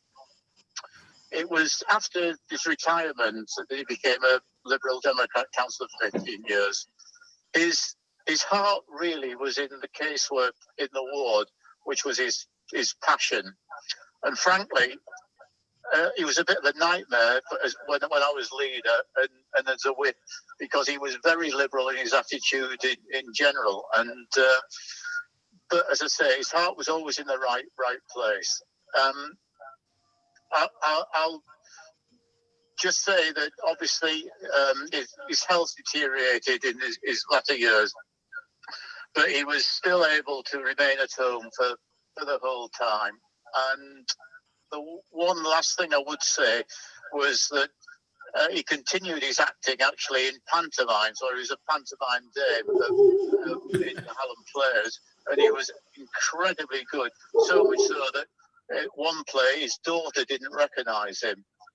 He was also a talented artist and exhibited locally as well. So I'm very pleased, even under these difficult circumstances. Okay. Has he gone? Yeah. Right. Thank you, Lord Mayor. Yeah, thank you. And thank you, Colin, for that. Can I call on Councillor Joe Otten then, please? Thank you, Lord Mayor. I mean, I think my colleagues have said most of what needs to be said. I won't add very much. I mean, Keith was the first member I spoke to when I first went to my first Liberal Democrat meeting and stood up and made a point about some policy question or other. And he came up to me afterwards and talked to me. And so, and he was a much younger man then than we might remember him now. So, you know, to know him, see him change over the years was quite something. But it's due to Keith really that I have a seat in Durham Totley myself now. It's his work over the years. He was the only Liberal Democrat in that ward for many years, and he and his wife Angela, between them, ran that ward and built it up and made it what it is today. And if they hadn't done that, you know, it's quite, you know, I probably wouldn't have my seat today. So I owe him a great deal. Thanks, Keith. You've been brilliant. Thank you, Councillor Otten. Now we're going to talk about the late George Matthews. Can I have the Deputy Lord Mayor, please?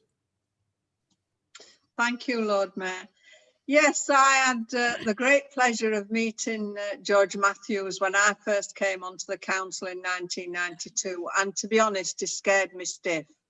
He, whenever I used to speak in council in those early days, he would put his newspaper up in front of him, and quite a few other people used to do that.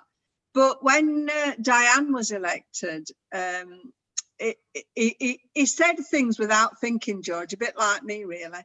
He said they should have brought her back in through back door, and people were angry. But actually, that was the way it was, because when we were in the library after that incident, he said to me, "Lass, they mustn't take it too serious, this lot, the knows." That's the sort of man he was. I didn't know him personally, but he was actually very kind to me when I first came on the council. So I'm privileged to be able to say just a few words about him today. So thank you for the opportunity, Lord Mayor. Thank you. Councillor Terry Fox, again. Thanks, Lord Mayor. Just a few words about George, about Judy Matthews. I met him during the strike, in the strike period. He was around, obviously, for miners' strike with such as Bill Ronksley and Ken Curran and another of Ray Jackson.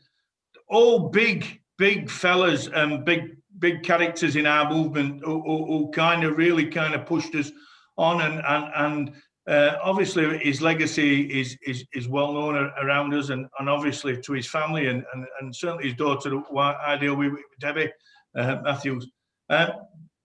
I was, and Judy at that time, I mean, probably Pete Price will tell you a lot more, but it was more on a planning basis, and it'd often be seen with old Alex Kyle walking around corridors and around that piece. But for me, it was all about during strike and through our labour movement that I knew George, and to be honest with you, as a young fella, he was somebody to look up to, and a way, and you know, a way forward. Certainly through them times, for me and family, a great credit to our movement, to be honest with you, and so obviously we all Bill Ronksley and Ken and others. So for me, Lord Mayor, it just gives me a bit of a nudge to give some character from our great movement. Thank you. Thank you. And so to the father of the house, Councillor Peter Price.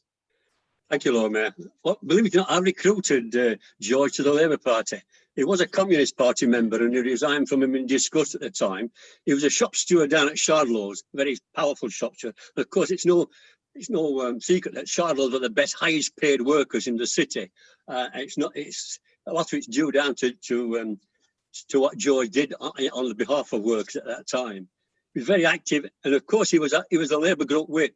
And if you think our whips are strong, you should have got a hear bashing from George when he was after your blood for not following standing orders or whatever of the Labour group. He was also, of course, very big in the employment department. We had an employment committee in those days, and he was deputy chair of planning for some time. Very active in the setting up of Red Tape Studios, along with Bill Mickey and Helen Jackson. So that was his forte in planning. Very solid, honest man. His word was his bond, and he would stand by any colleague who was in trouble. I had a lot of time for George. Worked very hard for the Labour Party and the trade union movement. Massive trade unionist, and a sad loss to the Labour movement, really. And I'll just like to, on behalf of all my colleagues in Brightside, as a Brightside member, a big thank you for all he did on behalf of working people. Thanks, Lord Mayor. Thank you. Now to the late Alf Mead, should I say. Councillor Roger Davison.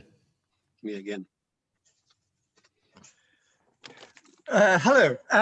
Well, it was a big surprise when Alf Mead died because I thought we'd got a conservation order on him. Now, Alf was a real character, and he was always very, very concerned about the environment. He'd follow people around the town hall, turning off all the lights. Do you remember, Peter? I do. Yeah, and if, of course, if you were the last one and you hadn't turned the light off, you'd get told off. So Al followed his father Bill, as many of you will remember. Those that are in Peter Price's era will remember his father Bill, and he also stood with his father in Hillsborough in one election where it was an all-out election. The two of them were two of the three Labour candidates, and he actually got more votes than his father. The two, Alf, like his dad, represented a number of wards: Hillsborough, Brightside, and latterly West Ecclesfield. He also stood in Stannington, although that was unsuccessful. He was keen on alternative transport. Of course, he advocated cable cars, as many of you remember, and we could have a good laugh at that. But he was in, you know, he may have a point for the future, because he was keen on the windmills and many the turbines, and many people would have laughed at that. But of course, that is with us. And that will develop in the future. So he did well by Sheffield, and he pricked a few consciences. So a good man. Thank you, Roger. Can I call on Councillor Josie Paschek, please? Thank you, Lord Mayor. Thank you for the opportunity to do this. I knew Al for a lot of years, between 1989 and until his death, sadly, earlier this year. And again, we've not got all the details of him, but Alf was a councillor for over 20 years between 1971 and 2015, and he was also an MBE for his services to the community, because it's worth mentioning that although he was a councillor for 20 out of those 45 years, Alf worked in the community for all the rest of all of those years until he became very ill at the end.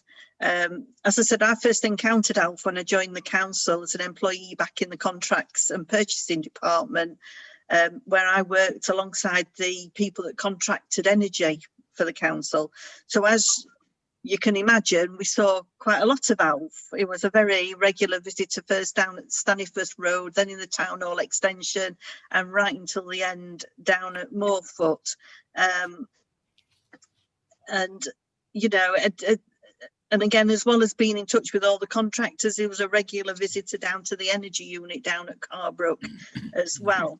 And although he was quite challenging for officers, the fact that he knew as much as he did about his subject matter, it didn't matter that he was challenging, because everybody understood that he was coming from a good place and a right place.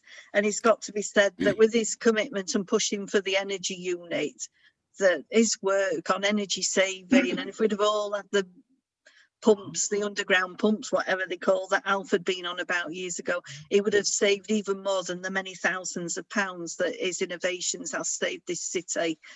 In fact, because it's over 20-30 years now, he's probably saved this council millions actually with the innovations that he proposed and put through. And it's got to be said that his contribution to renewable and green energy was way before it was fashionable by any means to be that. On a personal level, obviously, I started off over in First Park, but I became active when I moved over into Alf's area, because it's always a big mistake to let a councillor like Alf know when you're moving into his area for even a small amount of time in Hillsborough. Incredibly hard working. It would be up leafleting at 7 o'clock in the morning, 8 o'clock in the morning after it's taken dog for a walk, and he wouldn't stop. And you know, right up to a few years ago, he could keep pace with pretty much anybody out leafleting. On a personal level, I always found out he wasn't a man of a lot of words, and he wouldn't necessarily take part in long debates or long discussions, but basically he's a very kind and caring person. And again, working in Hillsborough, got to know a lot of his family.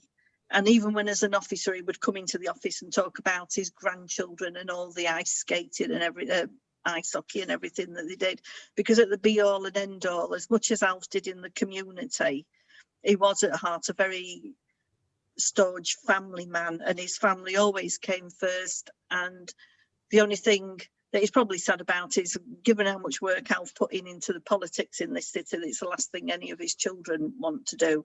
But aside from that, I think he's missed and is highly respected by all the councillors in Hillsborough and a lot of the vast majority of the residents in Hillsborough. And it's just a long 45 years out of somebody's life for something that doesn't pay particularly well, speaks of his contribution to the community and public service. And thank you for letting me speak. Thank you. Councillor Peter Price. Thank you, Lord Mayor. Can I just say, Alf Mead, one of the most remarkable politicians I have ever met. First of all, he knew how to win elections, believe it or not. He won Stockspitch off the Lib Dems when it was thought impossible. He won Hillsborough off Lib Dems. He won Brightside off the current Deputy Lord Mayor, she all remembered, and then went on to win West Ecclesfield. All were in the hands of opposition. And he did it in a remarkable way, by hard work. He used to knock on my door at 7:15 a.m. and John Webster's, get us out of bed, and with no excuses, he'll be back for any meeting, he used to say. And that was every day, not just once a week. And we'd have the whole ward covered in a week by getting up at 7:30, delivering a pack. Then the following day, and Alf would drive that. When we went off to our meet, Alf would be in the community, knocking on old people's doors, building up that relationship. He had no personal ambitions. He never stood for Labour Group executive and never held a chair, but he achieved so much for this council. His passion, of course, was energy and the environment. He was a qualified electrical engineer and a qualified mechanical engineer. So he often knew much more than the officers. And he was the man who drove, first of all, the combined heat and power. Many of our housing projects were due to his pressure. And then, of course, the waste to energy, which was quite unique in its time. And now, of course, it's being developed around the world, where places like Sweden have 30 waste to energy units, and it's beginning to take off in this country. We convert our waste to energy. That was driven solely by Alf working hard. He inundated the executive with letters wanting this to him and coming to speak to us about various projects he had in mind. And somebody had mentioned the cable car. He had this idea of a cable car from the bottom of the moor right up down Fargate, back to the station and back, where people could leave the cars, jump on that and do the shopping, go back. Tremendously progressive idea. It was ridiculed at the time, but one day that'll happen. The stops were in the shop, so it went right round and then dropped you off at your car park. And of course, all these things are coming long before the Green Party existed in this city or in this country. He was leading it. Indeed, I think there's a room named after him down in Viola for the work he put in on behalf of the environment of this city. Tremendous character, lots of time for him. He used to be called the last of the summer wine, you know, in Brightside. He was foggy, giving all the orders. poor old John Webster was clegging. Guess who I was? I don't know why. I was Compo. But we was out every morning, believe it or not, election time, delivering them leaflets before people got up and before any dogs could bark at us. And that was his way to success. I don't know whether we do it nowadays, but I said we'd had the whole ward delivered in a week by just doing that. That was pure through the energy and drive of Alf. Tremendous character, big loss to our city. And I think we owe him a great debt of gratitude. God bless him. Thank you. Councillor Adamhurst. Thank you, Lord Mayor. I mean, obviously, I think people may think there's a mixed blessing. Part of the reason I managed to get elected in West Ecclesfield, I think, was down to Alf winning it in the first place. Surprising everybody, I've got to say. I'm not going to spend too long on him, but he was a colleague, a ward colleague for a long time. And I suppose the sad thing is, I saw the decline in Alf, in his health over a very short period of time. Because I do remember when I was first elected in 2012, we had a community meeting up in Grenoside because some kids had come into the surgery wanting a skate park. And like a lot of community meetings, they can get a bit difficult. Alf had it under control very, very quickly. So he certainly knew how, you know, as Pete had just said, he never went for a chair of anything. He never went for exec. But when he needed to take control of something, he did. So I think that was the first thing. I also remember that him and Brian Edley used to go out leafleting with me, and they're both a good 20 years older than me. They had more energy. I got tired before they did. I think it's a sort of, they showed a sort of grassroots, get the work done energy that I think that the Labour Party probably were losing it a bit these days. So I really think I do miss that. But I did want to sort of finish really on a sort of funny but cheerful note, because I remember, and I think it was typical of Alf, when he got his OBE, he could have gone down to London and met the Queen, or he could have the Lord Lieutenant come and give him the OBE up in Sheffield. And Alf wanted his family there and his friends there. And obviously, if you go to Buckingham Palace, it's a little bit more limited. So everybody was up here. And just as somebody was talking about, you know, his how much he valued, you know, green issues and energy, somebody actually accidentally leant on the light switch in the room where it was going out, and all the lights went out at the same time, which I thought was quite a fitting way to celebrate Alf's, national honour. So, like I say, he was somebody who taught me a lot when I first started, and he was certainly a big character, and I think will be very much missed. Sorry, I will make one other point.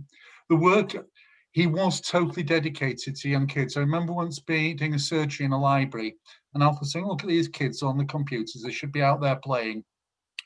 We've got a fantastic skate park in Grenoside, and Alf really did help me kickstart and showed me how to set up a friends group and get the campaign going that would turn that into reality. So he did teach me a heck of a lot. Thank you, Lord Mayor. Thank you. And finally on Alf Mead with Councillor Lodge, please. Thank you, Lord Mayor. I met Alf when I came onto the council about 18 years ago, and he was really interested and passionate about everything he said about green energy and the Sheffield combined heat and power, and he spoke about that. He was the driving force in setting that up, and you know the heating that goes on through the city centre, through all the civic buildings, the universities, the hospitals, is all down to Alf and his drive on energy recovery that was in there. But it was also, when I was cabinet assistant to Councillor Fox many years ago, and Alf had us out there and took us out to go and look at ground source heat pumps, and he took us looking there. And the guy who's behind the district heating out in your ward, Lord Mayor, at Halfway, he was there. He took us and he got this ground source heat pump in the house, and he was really extolling the virtues. And then they took us to the cellar, and it was about the size of a small bedroom, the unit in the house. That we couldn't get out quick enough on that one. But he took us to a great many things, and was always talking about alternative energy sources and looking at these sort of things. And a lot of people would say about, I became the cabinet member myself later on, and Alf would come up with ideas, and people would be saying, oh, Alf's got this idea, and he'd give you a sheaf of documents, but there'd be a gem that was in there that he thought through and he looked at. And there were some things in there, and people talk about him saying about cable cars, but there were a great many things in there. And the thing I always remember about Alf is that he seemed to have a key to get into any office in any building in the council's estate. And you could be sitting there in the office and somebody send something and look up and Alf would be in front of you and just talking about something about energy. And then you nip out to the toilet and come back in and all the lights are off in your office. And Alf had been in that 30 seconds a minute that you've been out, and he's come back and turned all the lights off. So I think he did a great job for the city. And as being mentioned, I think my councillor, Josie Pasche, that he saved the council millions over the years, and he is a fantastic servant to the city and fully deserved the honour he got with the MBE. Thank you, Lord Mayor. Thank you. Thank you. Now we come to a vote of thanks to Olivia Blake, former councillor and now Member of Parliament. Can I call on Penny Baker, please? Thank you, Lord Mayor. Lord Mayor, politics is a very funny game, but one of the things we all know very clearly is for us to go forward and achieve what we need to achieve for the populace is we need a diverse group of councillors. One of the difficult people to get in there is young women. And Olivia joined the council as a young woman, and I worked with her on a cross-parliamentary working group. She obviously had a deep interest in modernising things and changing things for the future. She obviously went on to work as a parliamentarian, and I'm not going to pretend for one little minute that I'm happy that she's now representing Hallam, because that wouldn't be fair to her or me.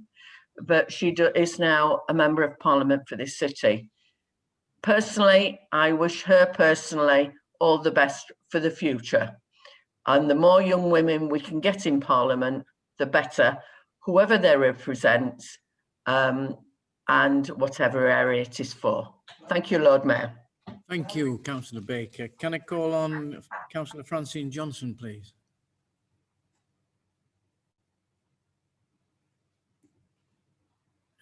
No.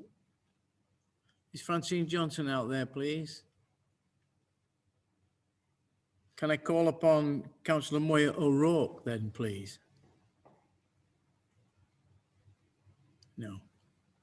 I don't believe Councillor Francine Johnson and Moya O'Rourke are with us. So may I suggest that this council places on record its thanks and appreciation to former Councillor Olivia Blake for her service to the city. Is that agreed? I will take silence in affirmation of the meeting. That's agreed. Quickly on item 5, minutes of previous council. It is proposed that the minutes of the meeting of the council on the 7th of October be approved as a true and accurate record. Is that motion formally moved?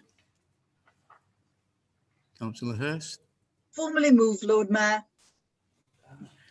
Is that motion, sorry, I can't hear it. Can you hear me, Lord Mayor? Say again? Formally moved, Lord Mayor. It's not, still can't hear her. Can't hear you. Formally moved, Lord Mayor. Thank you, Councillor Hurst. Is that motion formally seconded? Formally seconded, Lord Mayor. Thank you very much. All agreed. I will take silence in affirmation of the meeting. If any member wishes to dissent, please unmute and speak. That motion is carried. Let's win out the end. Item 6, representative delegated authorities. It is moved by Councillor Diane Hurst and seconded by Councillor Andy Bainbridge that approval be given to the changes in the membership of committees, etc. The appointment of representatives to serve on external bodies and related issues as detailed in the schedule circulated by email to all members earlier this day. Is that formally moved, Councillor Hurst? Formally moved, Lord Mayor. Is that formally seconded? Formally seconded, Lord Mayor. Right. That's it. All right, yeah. Is that, oh, sorry, is that agreed? I'll take silence as affirmation of the meeting. Yeah, okay. Okay, that's that one. Appointment of the post of Director of Adult Health and Social Care. This item of business is to note an appointment that has been made to the post of Director of Adult Health and Social Care. Details relating to the appointment are set out in the report of the Director of Human Resources and Customer Services, which was published with the agenda for this meeting. The motion to note the information contained in the report informing the Council of the recent appointment of Alexis Chappell to the post of Director of Adult Health and Social Care, and that Miss Chappell is expected to start in post in early November 2020. Is to be moved by Councillor Lindis Hammond. Is that moved? Formally moved, Lord Mayor. And Councillor and seconded by Councillor Jackie Drayton. Formally seconded, Lord Mayor. If any other member, here we are. I'm now going to move to the vote on the motion to note the appointment. Is the motion agreed? I will take silence as the affirmation of the meeting. If any member wishes to dissent, please unmute and speak. Okay. Thank you. This concludes the business of today's meeting. May I thank you very much for your attendance and your indulgence. They're always very difficult. They're much easier when you're in the council chamber.